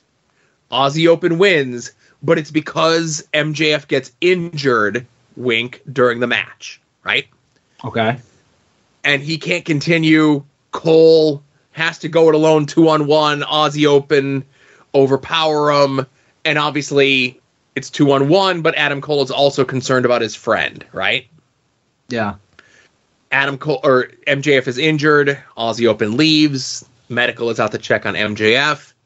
And we get word that the injury that MJF sustained may be too severe that he would not be able to wrestle tonight in the main event. So now you get the Kingdom, you get Roderick Strong in Adam Cole's ear. He's faking it. He's doing this to get out of the match with you. That's why he accepted the tag match with you, so that he could fake the injury in the tag match and get out of the world title match with you. And Cole is like, I don't know. I don't believe, so on and so forth, right? So we're going into the main event unsure whether or not MJF is going to come out. We get the full Adam Cole entrance. He comes out. He's the challenger. They play MJF's music. He doesn't come out. They play his music again. He doesn't come out. They play it the third time, and he comes out, pushing the doctors, pushing the medical away. I promised the fans here, but no, I promised my best friend I would give him the match. And it's the main event, but I may not be at 100%, but I'm still going to do it, and so on and so forth. And then all through the match, Cole is like, I'm not going to take advantage of the injury, but I should take advantage of the injury because Roderick Strong told me he was faking, right? And then we end the pay-per-view, MJF up, not for sure if MJF was faking or not. And then that's where we go to next week at All Out in Chicago, where that's where we're going to get our payoff to everything. Okay. You're just basically saying that the reason why MJF wins and there could be a continuation is because maybe Cole was holding back in the main event? Yes. Gotcha. Don't love it, but I can see it. Yeah. I just think we're not going to get the big payoff in Wembley. I think we're just going to get a match in Wembley, right? Yeah. Nah. But it's going to be a fun time. Everyone's going to be at soon-to-be-named Network North. We're going to have lots of fun. And, all the homies are going to be there. Yeah. Yeah, looking forward to it. All right. So, hey, let's get into the rest of the phone calls, huh? All right. Hey there, Joe and Adam. It's the other JB here. If you can't tell by my voice, it's a little bit sore. So that's why I took a little bit of a break today. Figured I'd save the retirement for the FTW belt for another couple of days. Pad the stats a little bit before, I put it, lay her down to rest. You can't lie anyway, to George. Big props to my surrogate dad out there for continuing his one-man vendetta against everyone with their dads. And did it sting when he did it to me? Yeah, but you got to respect it. So, alrighty. See ya. Christian's so awesome. He's like, I heard you also have a dead dad. Oh, my God. And the way that he delivers the line, like I saw somebody else say this about it. He delivered that line like it was The Rock saying, do you smell what The Rock is cooking? Yeah. And he's like, oh, your dad was a wrestler. I've never heard of him, so he couldn't have been good. Awesome. unrelated, did you watch Jack Perry on the RJ City Hey EW thing on Sunday? I did not. So it starts off a little awkward, and then Jack Perry starts to warm up a little bit, and then we get a prolonged discussion about how big Jungle Boy's balls are. All right. RJ brings up about that there's Twitter accounts that are out there devoted just to his penis. And Jack corrects him and says, well, it's really more my balls that are really big. And then the show just rolls from there. Wow. All right. Good stuff. Right. Check that out. Thanks for the call, JB. Sorry we missed you last week. Yeah. Next call. Hey guys, it's Dwicky. I just wanted to call in and share a memory of Terry Funk. I think I've told the story a few places, but one more time isn't going to hurt anyone. When I was 15 or 16, I was in a singing group called America's Pride, which was part of the Partnership for a Drug-Free America program. We did songs and skits about staying drug-free and alcohol-free. Yes, I was a dork. This group was contacted to sing the national anthem at an indie wrestling show at my high school gym. Terry Funk and Dick Murdoch were the big headliners on that show. They were in a tag team match. And before we went out to sing the anthem, we were back in a hallway by the locker rooms, and Terry Funk happened to come out and see us. He saw our T-shirts proudly proclaiming America's Pride, and he cut a heel promo on us. Again, we were back in a hallway. Nobody was there. Nobody was watching. Called us America's trash, saying, what a disgrace to America today's youth were. All of this stuff. I remember several of the girls being in tears. Some of the guys were dumbfounded. But I was standing there beaming as this wrestler that I've watched for years is cutting this promo on us. And as he finished this little tirade, he snarled and then looked at me, and I think he just kind of saw the look on my face, and he gave me a quick wink. And it is one of my favorite memories of my life. Rest in peace, Terry Funk. You were one in a million. That's a great story. Thanks for sharing that, David. No, that's awesome. I've never heard him tell that before. That's cool. Yeah, I know Terry would do a thing for a period of time, like in the late 90s, early 2000s, where he would sign an autograph or tell you, especially if you were of high school, college age, right? Mm-hmm. He would tell you to stay in school. Okay. And Terry was on the indie circuit at that time doing, matches and meet and greets, like, David mentioned in this instance, and, Ring of Honor and smaller things and so on and so forth. And if you would go up to Terry, he would ask you if this was your first time that you had met him or not. Or maybe you would lead with that, like, oh, I met you at so-and-so or whatever. And if you said that you had met him before, or if he asked you if you had met him before and you said yes, he would ask you, did you stay in school like I told you? Okay. It was just this thing, but there's so many people that have that story of Terry Funk telling them to stay in school and then meeting them again years later. And that was, I think, a Terry Funk version of a dad joke that he did with the fans, I got you. And it kind of, you might feel like, hey, does he remember me? Yeah. Okay. Because he only told me to stay in school. That's the only time he ever said it. Yeah. Right. Okay. That's cool. Thanks, Dwicky. All right. Thanks, Dwicky. Next call. Hey guys, it's Ben. And I usually call in every week, and I'm like, I have a question not related to wrestling, but I'm not gonna do that, you stupid son of a bitch. Because this week's question is about Terry Funk, the greatest wrestler of all time, and I love Bret Hart, but it's not even close. What movie do you think would have been better if you added Terry Funk? Now, I assume all movies are bringing out Terry Funk. We need to get more specific. If he was the shark in Jaws, is it better? Oh, Brody, you piece of shit. If he's in, I'm not going to do bits. I'm tired, guys. I didn't think this through. I got to be like a sports talk radio guy and write down all my points. I'll hang up and listen. All right, bye. Terry Funk and Clerks. I'm not even supposed to be here. I'm trying to think.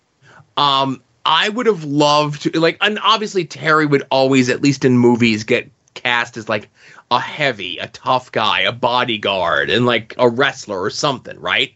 Yeah. I would have, like, I think if Terry got, like, and they did like a Western TV show that kind of was a failure. But I think if there was a movie, like, throw Terry Funk in like Unforgiven or Tombstone or The Quick and the Dead, like a Western movie. Mm-hmm. And like, he's not the lead, but he's like, or he's not like the heavy, he's not the lead, but he's like the henchman of the heavy, you know? He would have been perfect for Deadwood, like Swearinger's like heavy. Right. I definitely think, you know, if Terry got that and, you know, he got material he could really sink his teeth into, I definitely think he could have had yet another like 8th career as like an old timey like saloon guy at a Western, you know? Yeah. I like it. What about like a crazy like they mentioned the Shark or Dante from Clerks? Where do you want to see him? In something out of character. And listen, I love Terry to death, but I think he was very much typecast in his role. And I'm trying to just think of something funny, but I don't think that Terry's acting style would have lended to some heavy humor, you know? I'm just trying what about to think. A buddy cop movie? He's the grizzled veteran and like you have like Ryan Reynolds across from him or something. I think where you put Terry Funk in, you get like you get like your Farley Brothers style comedy, you know? Okay. And he's the dad of the lead girl, right? And like, I'm just throwing it out there. Let's just say there's a subplot in Something About Mary where Ben Stiller has to go meet Cameron Diaz's dad, and Cameron Diaz's dad is Terry Funk. like, just like obviously terrifying. Like that's just the idea that I have. Like, I'm not saying in Something About Mary, but like those types of comedies where you have that sort of male lead and that sort of strong, attractive female lead, and then you have the father be Terry Funk. Yeah. I mean, if anybody listened to last week's homework over on the Patreon, we are some pretty smart movie guys when it comes to fixing Hollywood, you know? Yeah, I'm still waiting for my email from the makers of Farce of Justice. What the hell was it called? Avengers of Justice Farce Wars? Yep. One day. It was called Satchel Ass is what it was called. Anyway, thank you for your call, Ben. Next call. Hello, gentlemen. Kevin here. So I was watching AEW Dynamite and talking over with friends, and that AR Fox storyline just went for like a month. You know, he showed up and he's a face and he's got the storyline, and then he turns and now he's face again, and it was really rushed. And then AEW's known for like, hey, this person's around, and then they're not. You know, and we go months without seeing people around, and I've had friends complain saying they don't do stories like WWE does, and I think it's something more than that. And I think what I came down to is I feel like AEW's run like an indie, like a territory. They just happen to be international. As in, here's who's available. Like, here's our local guys that live in the area, so they're always available. We know we can count on them. And then this person's only available for a month. This person's only available for a show. But they're going to sell some tickets, so we're going to bring them in, even though we won't have them for the next show. And we all got kind of used to WWE, but they're run like a, international company with everyone locked down under contracts. And AEW just seems more free-flowing. I think I'm leaning towards an indie more than a territory with it. But what's your thought of that? Do you think AEW is run like a WWE or a WCW? Or even an ECW? ECW, I'd even say was territory. They were at least, most talent was locked in for contracts for a while. So yeah, that's my odd thought this week. Enjoy the Patreon, guys. Someone has to. Talk to you later. Oh, come on now. Wow. Shots fired. Before you give your opinion on this, I'll just say, I don't know whether or not it's booked like an indie or whatever, but, I definitely feel like they have 5 hours of weekly television, and people aren't seen for weeks at a time that may, let's say they're capable, they're healthy, they're available, whatever. I feel like, hey, if you have all these hours of television across 3 nights, maybe not have one wrestler like, let's say, Darby Allin on all 3 nights. You're getting overexposed at that point, and maybe give some time to somebody else. Like, there should not be, I'm not saying you should have brand splits, but like if somebody was on Rampage, let's maybe not put them on Collision,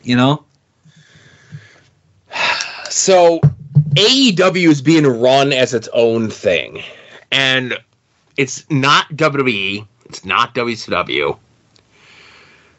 It's like it's as strange as this may sound, it's kind of almost being run like pre WCW NWA Jim Crockett promotions, where you have one person who's in charge.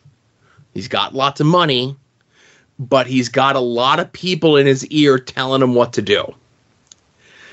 And there were times where the Jim Crockett Promotions TV, like, you would have storylines and angles that were only happening on one TV, and it wouldn't even cross over onto another TV.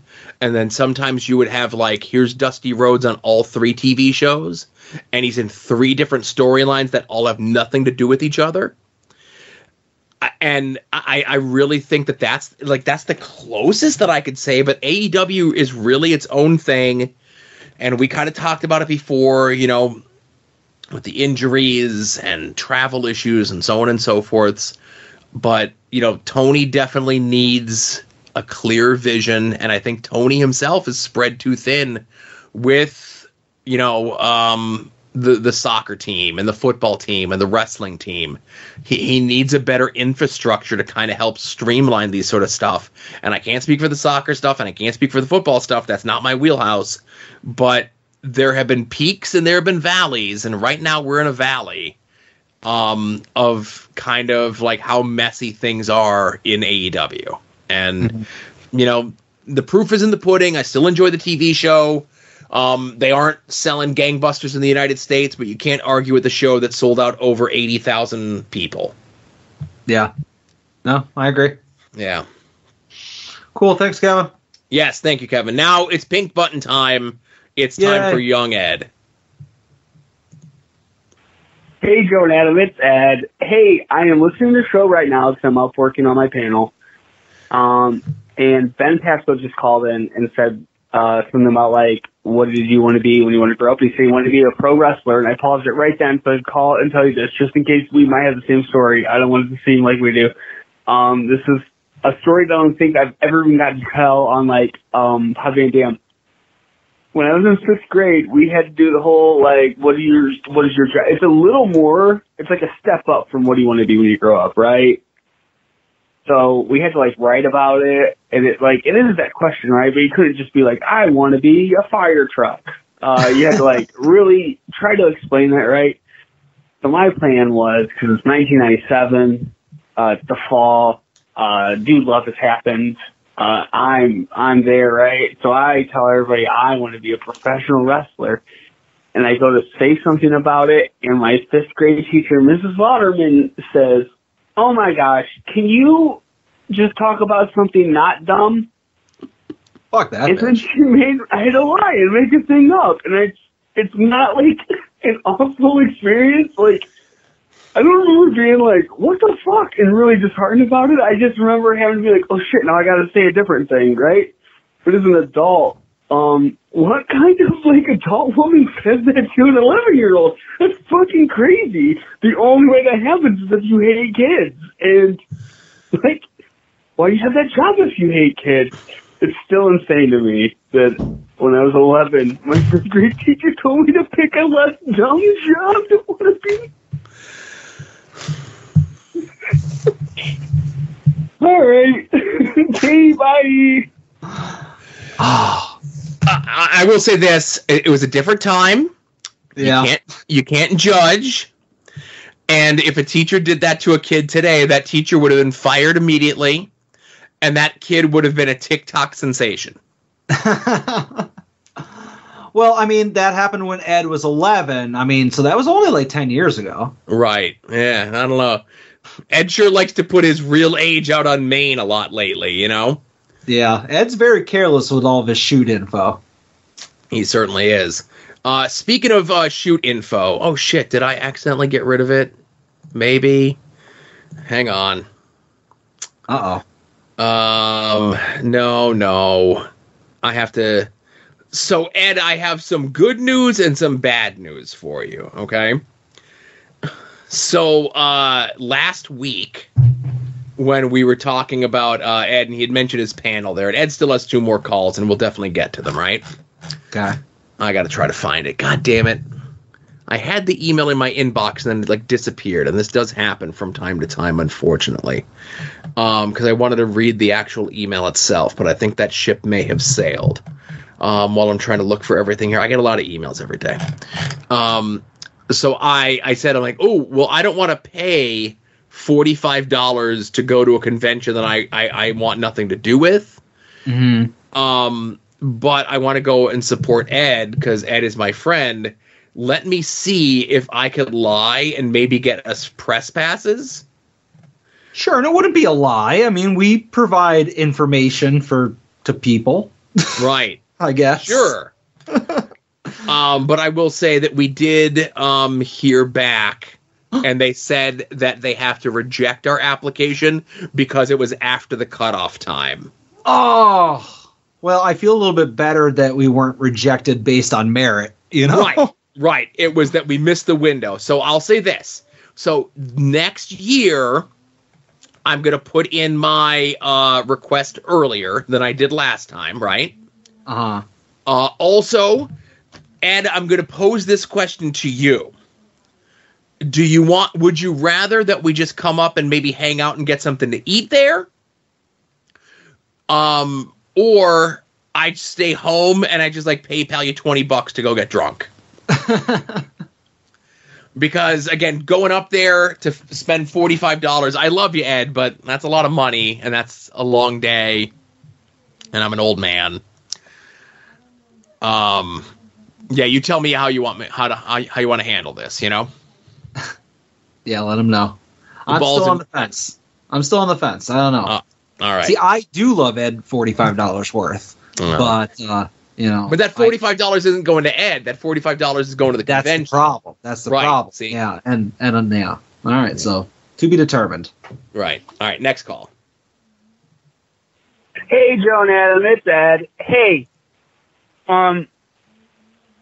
I just, like maybe an hour ago, watched a video where Hulk Hogan talks about how he knows Simon Cowell because when he was in Wembley for SummerSlam, he met a dying Make-A-Wish kid, and he could smell death coming off the kid. And when he went out there to main event Wembley at SummerSlam, the kid wasn't there, neither was his family, because the kid died at Wembley. So I need to know, in your opinion, is this the biggest Hulk Hogan lie of all time? Because 1, that kid doesn't exist. 2, no one smells like death before they die. That's not real. They might smell like shit because they might be shitting themselves, but that's not death, that's shit. 3, he wasn't the main event of Wembley. 4, he wasn't on the card at Wembley. 5, Jimmy Hart wasn't there to manage him. Bad Place Terry, human being sucks, but like, bro, these lies rule, and he just doesn't give a fuck. It is fucking awesome. I wish he wasn't such a piece of shit, because I would think he's like that Donald Trump level, where like, if you weren't such a piece of shit, that I would think you're the funniest fucking person ever. I think about me, I really enjoy people who take themselves super, super seriously and don't know they're funny. It's one of my favorite things in life. But is this the biggest Bad Place Terry lie of all time? Am I forgetting one? The Metallica bass player one is pretty good. But like, this is like 5 fucking giant lies, he says. It rules. Okay, bye. Oh, I was just saying the Metallica bass player one or the George Foreman grill one. You know, he's recently added that he was going to, not all the time, but he was going to fill in as the bassist for the Rolling Stones on one of their tours as well. Wasn't there one that he like turned down, like to be like Rambo or some shit, like some big franchise from like the 80s? I forget. I think it was Terminator. That might be it. Yeah. So, for the interest of fairness, let's play the clip that Ed is talking about. Okay. Okay. Oh, who is that? Let's not mix words for Bad Terry. Yeah. So, you were telling me earlier, before we started rolling, you brought Simon Cowell to the United States. Well, he came to help with the wrestling albums. I was, long story, I'll make it short. I was in Wembley Stadium, and I saw a lot of Make-A-Wish kids. It was me, Michael Jackson, Mr. T, who saw all the Make-A-Wish kids during the 80s and 90s. I had a kid there that was in rough shape. The EMTs were with him, and he was on a stretcher, and you know, his body odor and stuff, it had a smell to it that I hadn't smelled in a while. Not bad, but it was just a different type of smell. What's that smell? And I really wasn't sure what it was, and the parents were freaking out. They were Hulkamaniacs, and I told the doctors and the EMTs, you know, the kid's in kind of trouble here, you know, so let me say my goodbyes and give him a hug and kiss him. And I got a nice place for him out at ringside at Wembley Stadium. It was all roped off, so I went to wrestle, and I kept looking, and the kid wasn't there. So when I came back from wrestling, I was the last person to wrestle the main event. I said, what happened to the family out there? And they said, oh, the kid passed away. So when I found out the kid passed away, my manager, Jimmy Hart, the Mouth of the South, he used to be in a band too. And he had a couple of #1 hit songs here in the States. And I played music before. So we stayed up all night and we wrote 12 songs for the kid's family. And I didn't know anybody in the UK. And Jimmy knew somebody from Select Records. And they got a hold of Simon Cowell. He produced a little album for us, and it went #1 on Billboard for 8 weeks. And we donated the money to the family. And then Simon came back to me and said we need to do the song with a band called Green Jelly over in the UK. And something called Leader of the Gang, a Gary Glitter song. And so that did really well on Billboard too. So when I came back to the States, I had the crazy idea, since I was wrestling, maybe we should do music here. So I grabbed Cyndi Lauper and Rick Derringer and a bunch of people, and we recut a bunch of songs, Land of 1,000 Dances and stuff. And Simon came over and helped produce the wrestling album. Then he came and produced the second wrestling album, Pile Driver, and he never left. He stayed here and he became this monster producer and nicest guy in the world. He plays a tough guy on TV, but he's a real sweetheart. Yeah? In person, he's a really nice guy. So it's amazing because I watch him on America's Got Talent, you know. So it's all a pantomime, is it? Well, he's doing the character, you know. He's doing the Simon Cowell up there, you know, with the stern face, but in real life, he's a real sweetheart. Okay. So we have to analyze all of this, okay? I wanted to, but you took the girl off my screen. Ah, stop it. I was doing research, God damn it. I wanted to do a deep dive. Leave that poor girl alone. How about that? Okay. Go ahead. So So there's bits of truth in here, but where Hulk Hogan fucks things up is the timeline, okay? Yeah. So he says that he wrestled and main evented in Wembley, which he did, okay? But whenever anyone thinks of Wembley, they think of SummerSlam 92. That's Wembley Stadium, not Wembley Arena, which is the little 2,000-seat jobber next to it, right? Okay. In September of 1994, Hogan did main event that on a UK tour for WCW. So there's truth there. There's a piece of truth. So then he talks about meeting Simon Cowell and doing the wrestling album and gets together with Green Jelly. Now, Hulk Hogan gets together with Green Jelly to do that song a year before this happens. Okay. Okay. Now, Hogan has told this story before about the kid. This kid is the inspiration for Hulkamaniac in Heaven. Okay. So, in the past, it was just a random Make-A-Wish kid, and now it's a kid who's there and dies at the building. Okay. Yeah, dies in the front row watching the wrestling.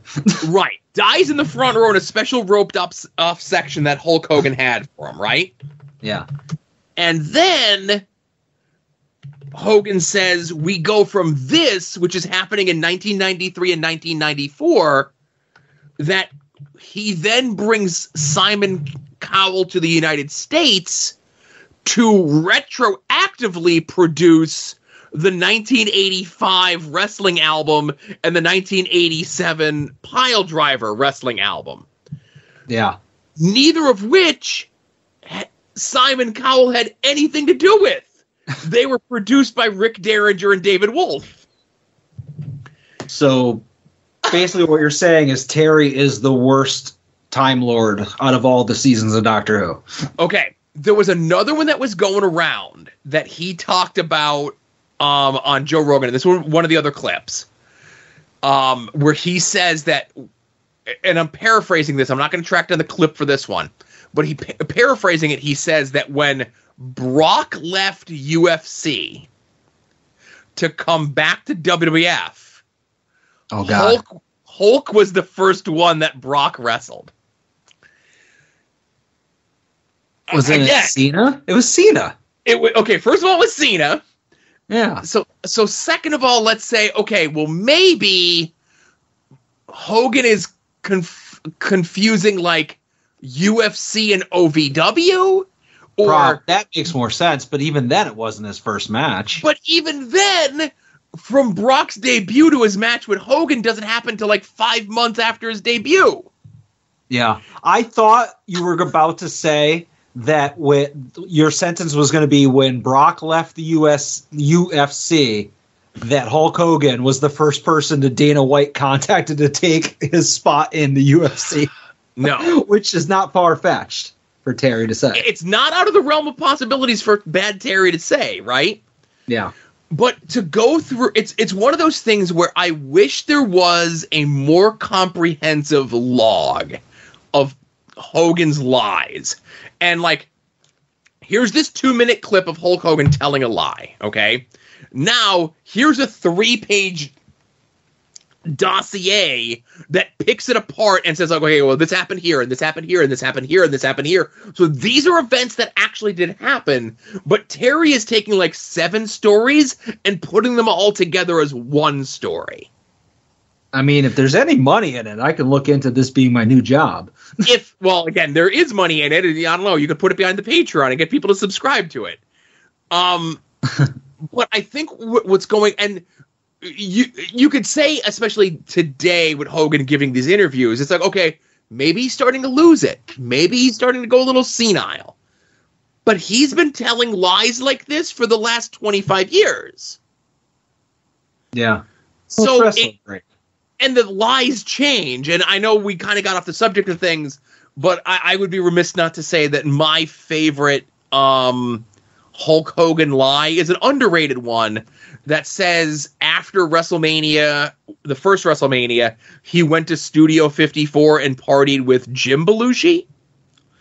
Jim Belushi had been dead for at least 2 years at that point. He partied so hard that he saw Jim Belushi. Maybe.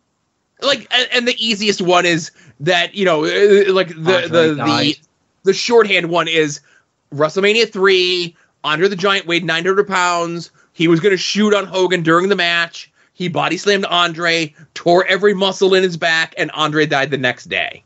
It's such a great collection of words in a small, concise package. It's unbelievable.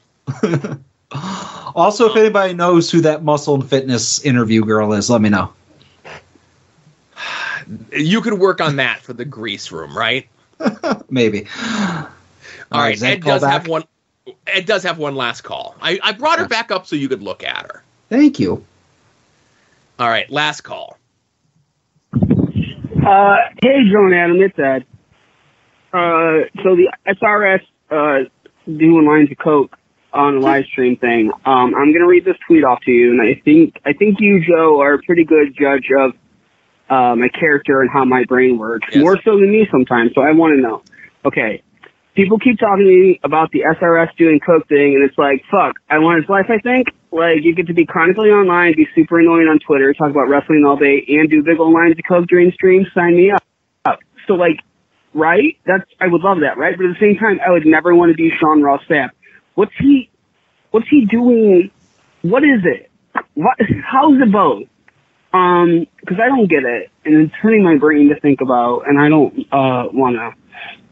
Because hoping someone else could figure it out for me. Why? Like, that sounds like the perfect life. But at the same time, I'd never want to be Sean Ross Sapp. It seems miserable. Help me out. Okay, bye. Well, that was directed to you, so go ahead, Joe. I think Ed, looking at it with Ed's brain, that makes a lot of sense. But when you look at the whole picture of who and what Sean Ross Sapp does, there are people who are terminally online, and he is one of them. And very few people who are terminally online turn that into a successful something. And Sean Ross Sapp has. You know, Adam, you mentioned it before, that he's made enough connections in the wrestling business that he got to, like, interview Cody, you know, at SummerSlam. You know, like, he got, like, a 30-minute interview with Cody. Like, to get that unbelievable access means something, right? Yep. But he spent a good 2 hours this morning fighting with multiple people, myself included, in regards to the video that Ed was talking about, where he goes off camera.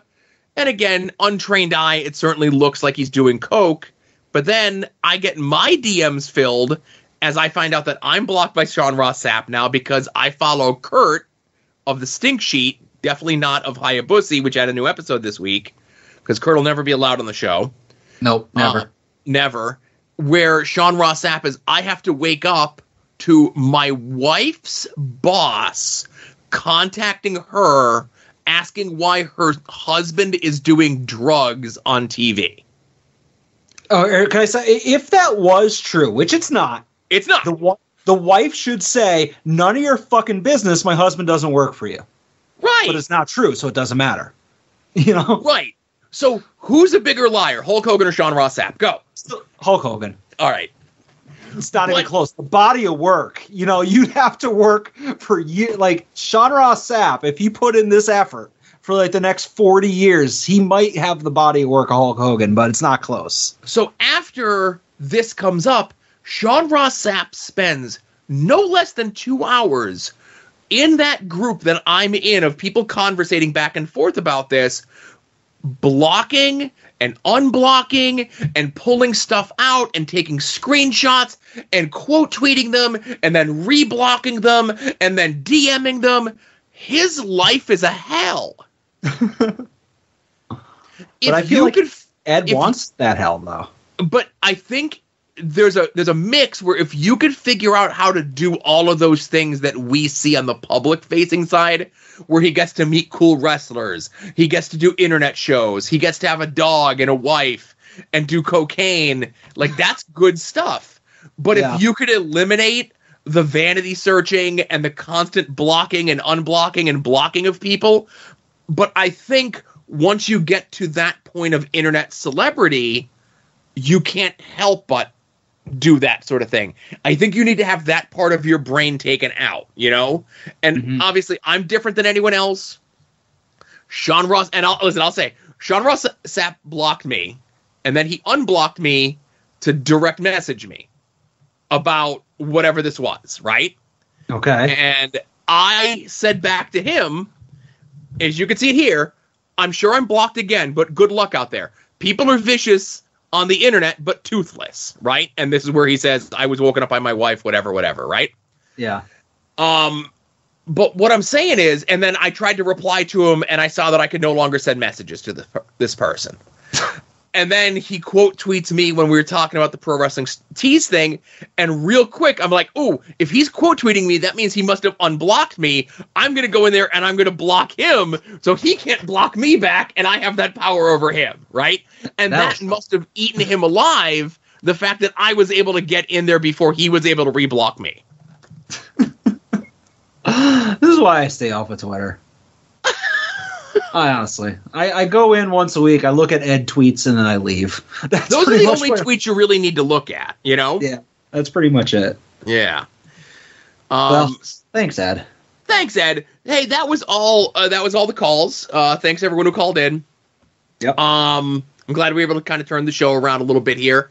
Patreon. We still have the Patreon show later on tonight. Obviously, no new homework because it's a pay-per-view this weekend and the weekend after that. And if I look at the schedule... Maybe the weekend after that. No. So there's... And again, so next weekend there's 2 pay-per-views. WWE Payback and AEW All Out are next weekend. Well, that's not even fair. I should get a week off afterwards to recuperate. Right. And well, then we get a month off with no pay-per-view. So homework will be back in like 2 weeks, right? Oh, I'm going to raise the price of the Patreon if I have to do 4 shows. And I did, as we were recording, I did get confirmation from Hollow Wicked that we will be recording our podcast next Saturday. Oh, all right. Nice. Yes. I contacted him to see what his schedule looked like. Obviously, my schedule is free and clear. I got nothing going on. He said he's free next Saturday, so that's when we'll be recording, so it'll be a much quicker turnaround time on that. All right, I won't even sit on this one for a while. I'll just put it right out. There you go. All right, anything else? The plug? So the homework, it's the episode of Thunder. Obviously, go sign up for the Patreon, get a little bit more information about that. Pigskin Pick'ems going on over at longboxheroes.com. So it technically should be renamed to Soon to Be Named Network. Yeah, you glory hounds. Well, listen, it's been going on. It's in its 8th illustrious year. I don't want to hear it, right? Yeah. Don't look at my picks. Oh my!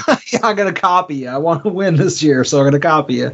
But I would say we have a good chunk of people in. I can't count them all, but we got a ton in. There's still about 2 weeks left before the regular season goes in. Like I said, if you go to longboxheroes.com or whatever it is, I know the Longbox Heroes account tweets it out as a reminder, and will tweet out reminders to do your picks and everything. But it's just a straight pick. Go against the other people on the Soon to Be Named Network shows. Go against listeners to the Soon to Be Named Network show. Let's all compare and contrast. And just like Todd says on After Dark this week, if he wins the fantasy draft, everyone that he beats can't watch football anymore. If I beat you in the pick'ems, then you can't watch football anymore because I know more about football than you, and I don't even like football. Yeah, and Joe, since all of our shows are all, like, as you like to say, there's very little crossover from show to show.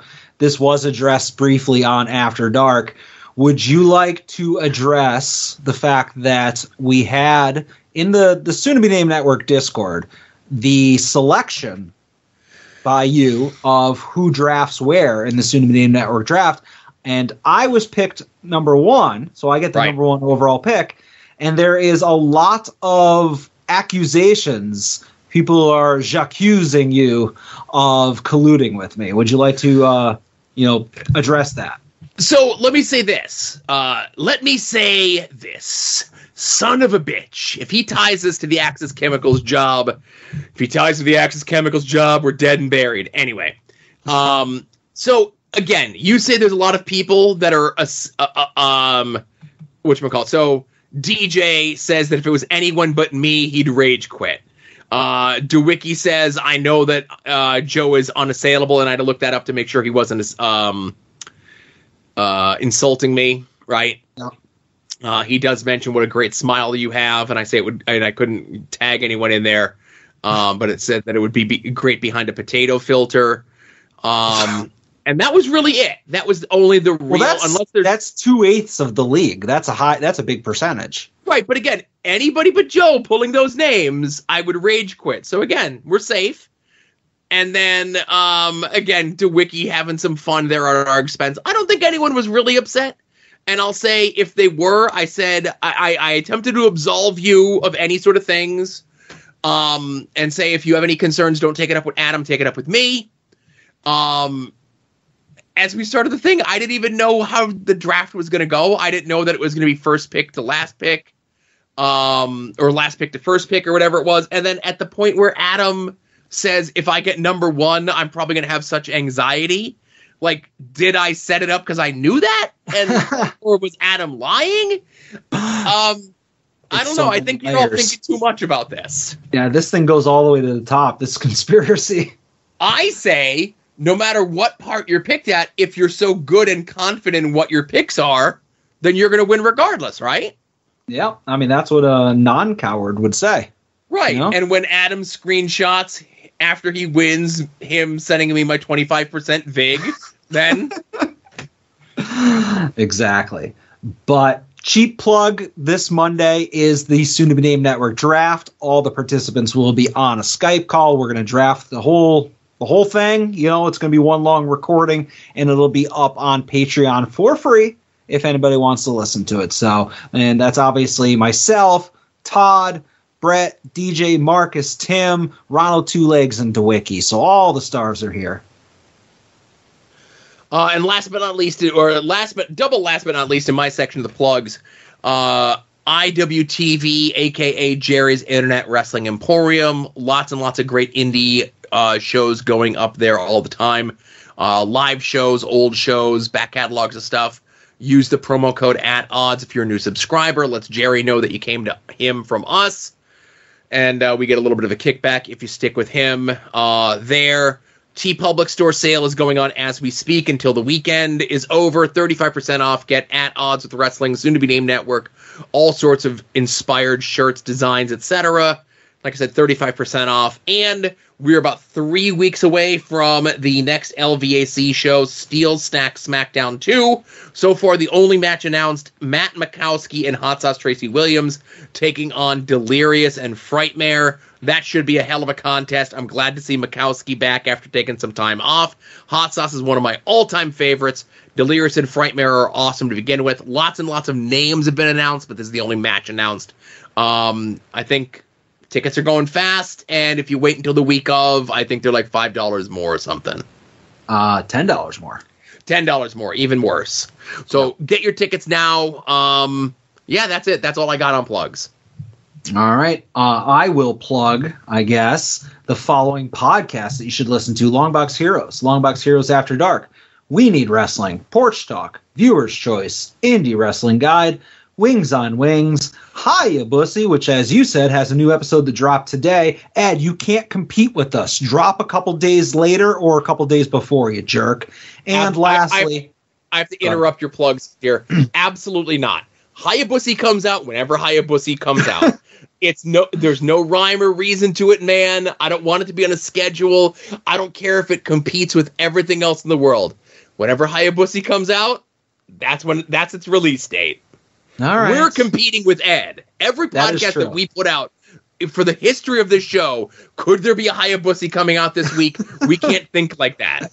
People, they get the notification on their podcatcher or on their RSS feed. They're like, a new episode of Odds dropped. I think I'm going to listen to it. And they're like, oh, but what if an episode of Hiya Bussy comes out? I can't take the risk. I'll just wait for Hiya Bussy. Listen. Also, Final Wrestling Place. I need anabolic steroids from this doctor right now. Anabolic steroids is a logical next step. I had that queued up when I was recording with Marcus and Brett the other day, and I forgot to play it. I feel so... Anyways, on to the best part of the show, Joe. All right.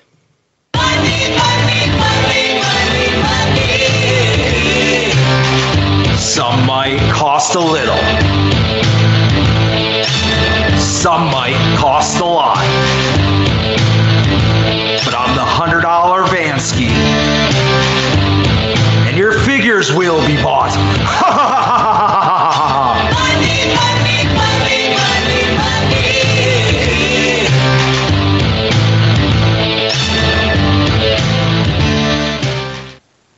Joe, I'm going to have to reach out to DeWicki, maybe forward over some of that Patreon money. I need a separate jingle for grease purchases because my first purchase this week was the McFarlane Movie Maniacs, one of 5,000 Jumanji Ruby Roundhouse figure, which is Karen Gillan. I would only know that because I saw the movie. You can't tell by the figure's face because it definitely isn't Karen Gillan.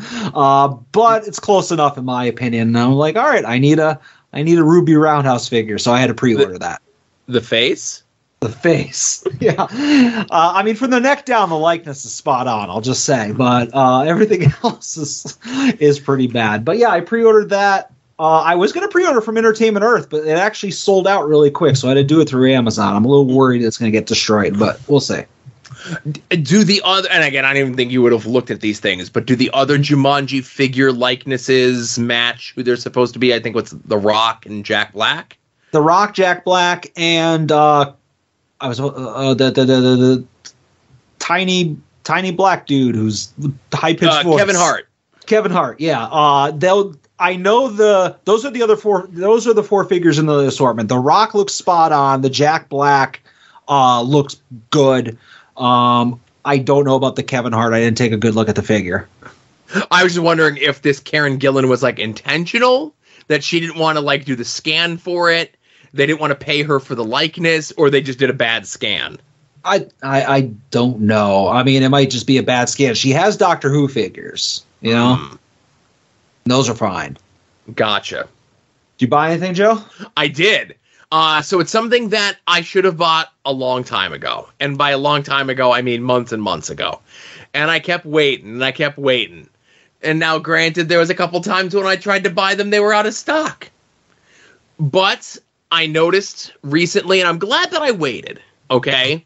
Yep. Obviously, the Twitter account Movement has been doing a lot of good, has been doing a lot to get the word out about one of our favorite wrestlers, and because they became like such a kind of a phenomenon sensation or whatever, they got accepted to be part of like Shop WWE's like affiliate thing. Okay. So they were able to get an affiliate link for WWE Shop. So if you purchase something through their link, they get a little bit of a kickback, which I feel, is just desserts because they've done a lot to help bolster this. And I finally bit the bullet. Unfortunately, it will not be here in time for this Sunday, but I purchased the LA Knight shirt, the black with the thing that says yeah, and it has the logo on the sleeve and everything else like that. I did not get I would have liked to get the yellow, but me in a yellow shirt is not a good combination. The sun has fallen out of the sky. Yes, exactly. And it is the first WWE Shop shirt that I've purchased since I purchased the Broski and Hawkins win or lose, never defeated shirt. Which I love when I see you wearing that. I'm like, haha, you're wearing a Broski shirt. I'm wearing it today. That's why I mentioned it, Oh, nice. I do put black electrical tape over the Broski stuff. Yeah, that's just rude. Well, I'll just say, first question, the movement, since they have the affiliate link, would you say that they get a cut of the fucking money? They get a cut of the fucking money, man. All right, nice. Other thing is, I'm a little worried that you waited this long because WWE, whether it be back in the day when they handled their own shit or even now at Fanatics, like they're really bad at just like, okay, we're just going to completely abandon this style. It's just not available anymore. And then like maybe you won't have an LA Knight shirt for a couple weeks. And then here's another one. Like you got to grab the shirt that you like because it's not like I don't want to give any credit to any of the other companies, but like the ones that just make the shirt after you order it, like they're evergreen. They're always going to be available. So it's like I'm happy the one you wanted was still available is what I'm getting at. Yeah, like I probably would have got the one that just like has the big LA on it as well, Yeah. But like I said, as you see it there, like I think that one looks really cool. Like I said, I like the yellow with it as well, but like I said, me in a yellow shirt is not a recipe for anyone.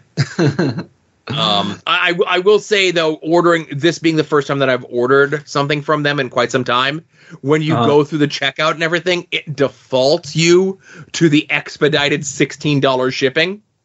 Woof. Yeah. So be careful. So yeah, it looks like the one that just says the big LA Knight is not in stock currently.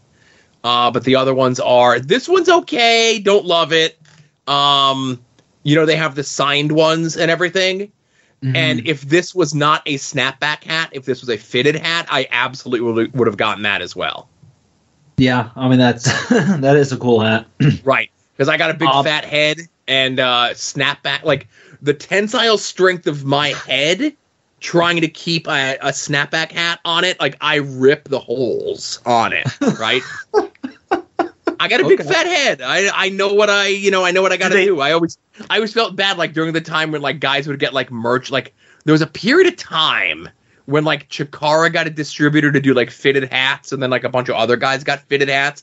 This would have been in like 06 or 07, let's say. Yeah. And then something happened. They lost that distributor, or they decided to go with like the snapback hats. And I'm like, oh, I'd love to support you. I really like the design, but I can't get a snapback hat. They're too small for my fat head, you know? They need to make, and this is if this does not exist, if it doesn't exist, we need to cut this out of the podcast because again, this is going to be my next opportunity. Like extensions that you can clip on the back. You know how like they have in cars like the seatbelt extensions if you're large in stature. Yeah. They need to have one of those, but for a snapback hat. And it's really just like the same thing. It's just a little portable one that you snap on to make a hat bigger. I like that idea, but what ends up happening is then like, because those snapbacks are fitted a certain way, and then once you start to go like to the last holes or go beyond those holes, then like the hat looks weird. Like it's like the proportions of the hat don't look right, you know? I mean, if you're worried about looking weird and having proportions not look right, you shouldn't be on the last rung. Touche, right? Yeah. You make a good point. But there's many a snapback hat that I have where it's like, okay, this is the perfect fit for my head. I have to pinch it, and then I scotch tape it or electrical tape it together and hope for the best. I bought a fitted hat from, I don't know if I mentioned this. I bought a fitted hat from the Rail Riders, and it was too small when I got it home, and I was like, I should have tried this on in the store. Yeah. And I was like, okay, maybe if I shave my head, it'll fit, because I was just maybe in between shaves, and I did, and it fits good. But as soon as my hair starts growing back, like if I have like 3 days growth, I can't wear the hat anymore. Well, okay, so what you need to do is, and I'm not. You might think I'm joking. Get like a heavy ball, okay? Okay. I gotta call up Jungle Boy. He's got enough to spare. But like a basketball, something that would like a bowling ball would be the best thing, right? But something heavy that fits in the hat and kind of like position the hat in a way where you're letting the ball stretch the hat out a little bit for you. Because there's certain fitted hats that are like fitted, and then you get those flex fit ones that give you a little bit of room to play with. Yeah, it's a flex fit. Yeah. Oh my goodness. And it's a flex fit and it doesn't hit you. That must be like a baby hat then. I think I got like the medium large, and I should have got the large extra large. Always go large extra large. Always go large extra large. Rookie mistake. Yeah. All right. So I made a purchase actually a couple hours ago. I pre-ordered the Will Ospreay Micro Brawler. I'm sorry. I like Will Ospreay. Mm-hmm. I don't care. Yeah. And Joe, I should have saved this for the podcast, but my excitement at the time could not be contained because last Friday or Saturday, I think it was Saturday, I went on a doll safari to my local Target, which never, ever, ever has anything good that I want. I'm always picking up Target Legends for everybody else, and maybe the occasional Ultimate for myself. But I walk into the toy aisle. I first thing I'm just let me look at the WWE figures, because I don't even give much attention to the one or two AEW figures that are there. It's generally like Chuck Taylor or Nyla Rose or something like that. So I'm looking at the WWE figures, flipping through the Legends of like, oh no, D'Lo chases, nothing here. And then I start to kind of walk away, and I look at the AEW section, Joe, and there's two AEW figures on the peg. But the one in the front is a 1 of 3,000 Chris Jericho chase. Oh, get the hell out of here. I think I saw you tweet about that. Yeah. For the first time, after thousands of doll safaris, and I'm probably not exaggerating, over the last couple of years, I finally found an AEW chase in the wild.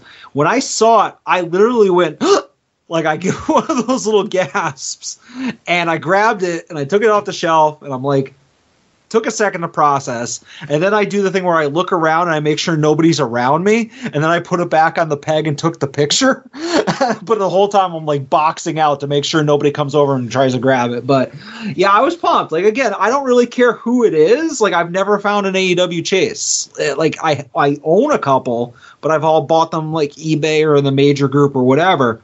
But to have finally found one, I was like super pumped. Yeah, so that's awesome.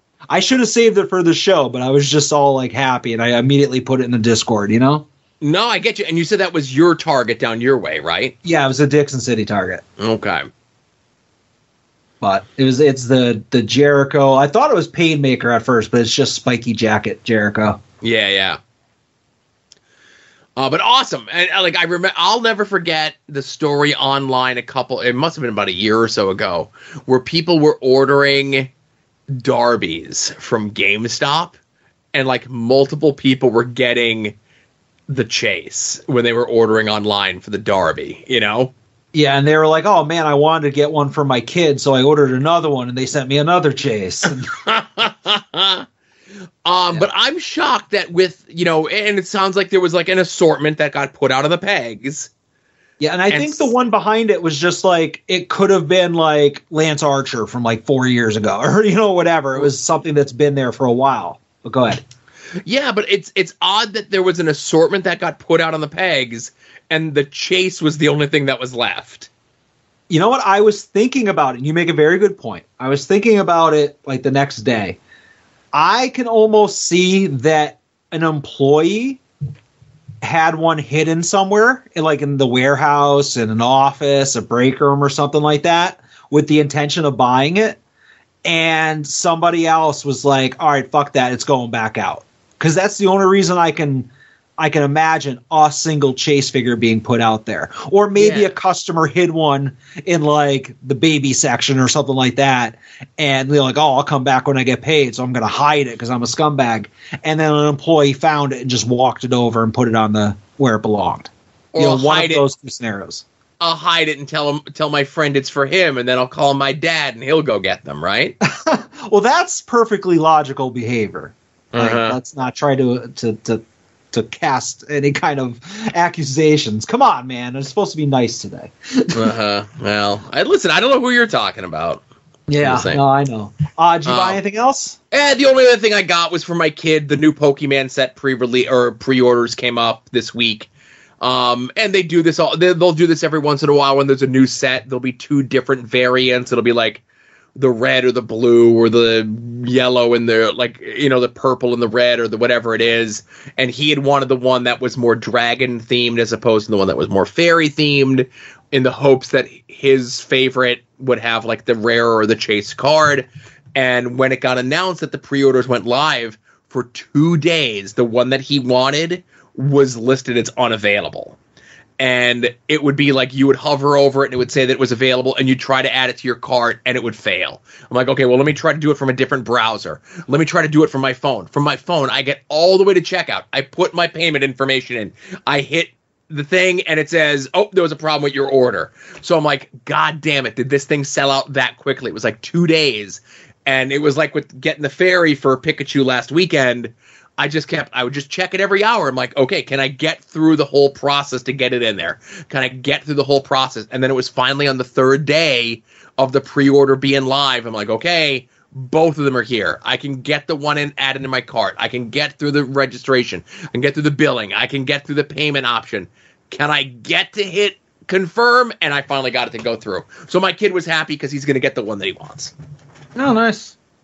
And that's the first time of ordering Pokemon stuff that I ever had an issue like that with their website. Okay.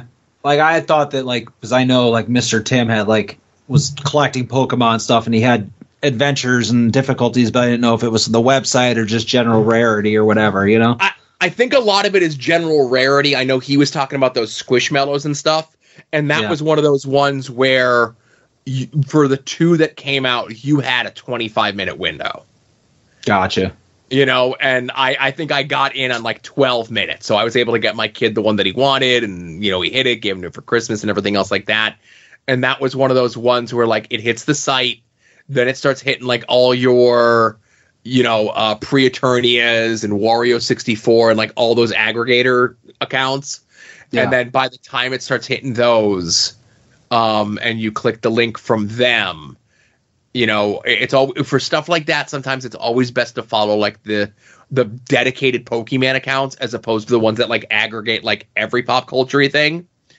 Yeah, it takes a while for it to hit. They're just getting the ones that cover everything are just following all the individual ones. So So and then it takes a minute for them to maybe assign their affiliate links when applicable, that kind of stuff. Yeah. Right, and that's the other thing too. So like the two to follow would be Pokey Beach and Celebi.net, and like the Twitter account, like the website is Celebi.net, but the Twitter account is Celebi.net as well.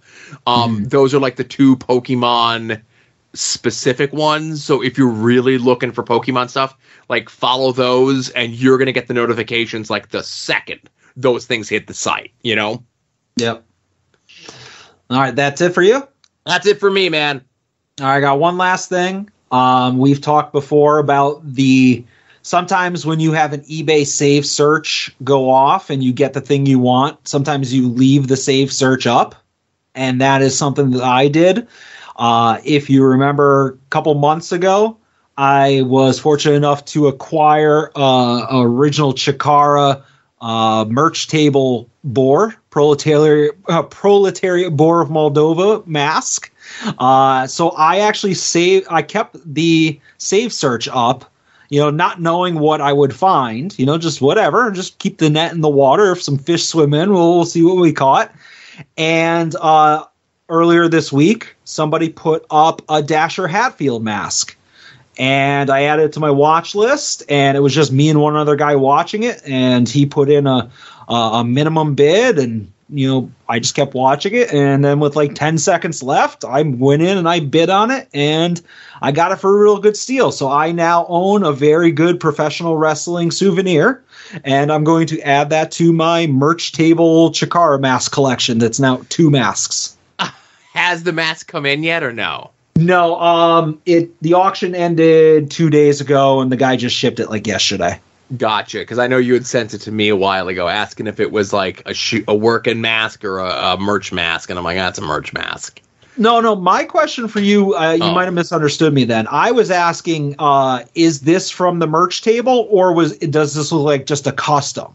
Oh, okay. I thought you meant like it. Yeah. Okay, I got you. Yeah, because I didn't want like, somebody is making them on Etsy now, like, or something like that. Like I have no desire in buying like one that was used because I don't want to spend a lot of money. I just wanted like, could I have bought this if I went to a Chikara show 15 years ago? That's the thing that's appealing to me. Right. Yes, and it was. Yeah, so that's all I'm looking for is like, is it like quote unquote vintage merch? Those were my caveats. Yeah, I just didn't want to buy something that some lady is crocheting or knitting this weekend. For sure.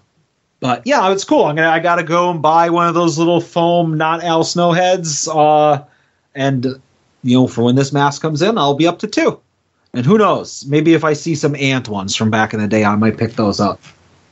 And I might have a fire ant one laying around here. I don't know. It's a kid's one, so it's tiny. Well, that's a good placeholder. All right, we'll talk. I got to look for it. My kid don't care for it. You know what I mean? And what am I going to do with it? I will see if they sell little kid mannequin heads, which would be very creepy. But I'm committed to the bet. One last thing that I want to mention here in weekly purchases. Yeah. I'm reading a tweet from May 22nd, which, if I do my gazintas, is a little over 3 months from today. Okay. It says, Heels and Faces Series 2 shipping update. They are wrapped up and leaving our overseas factory the week of June 12th. They will arrive approximately 4 to 8 weeks after that via boat, depending on port congestion. Now, if I look at June 16th, and I even go the 8 weeks from June 12th, rather, and if I go the 8 weeks from June 12th, we're about 2 weeks past that, right? Yep. And I don't know what port these are coming into, but I happen to be on the ocean and waterways of New York this past weekend, and there wasn't a lot of congestion that I saw. You were doing a journalism at the port? Well, I love the Johnny Gargano says figures leaving factory in late July. Like, that's also like, sure. What's going to happen first? People get those figures, or Johnny shows up on TV again? I love how, like, I don't even know. I don't even want to go into this, but like everybody is just like, okay, Zombie, he's the guy. All these other companies are dog shit because like Series 1 eventually came out, and the Jarrett, what did it take? 16 months? Yeah. 13? 15? Yeah. So like we need to start doing maybe a little bit of a countdown from the pre-order date on those. I will say 16 months on Double J. Yeah. We're still only at 10 months from the pre-order of Raven, right? Yeah. And technically, or Series 2, Raven, right? Technically, it should be any day now, port congestion. We get to October 25th, 2023, and it's been a full year on the pre-order of these ones. We'll talk. Yeah. I'm looking because I did pre-order the Gargano, which, like I said, I don't even want it anymore, so I'm going to flip it when I get it. December 14th, 2022. Okay. So I don't know if that was like towards the end of the pre-order or beginning. I don't know. It doesn't matter, but it was December. It should be here in time for Christmas 2023. Yeah, a good solid year turnaround. Exactly. All right. Anyways, that's it for me, Joe. Yeah, that's all I got here as well. Hey, thanks everyone for listening. This was episode 256 of At Odds with Wrestling. For Adam, this is Joe saying be safe out there and enjoy some wrestling.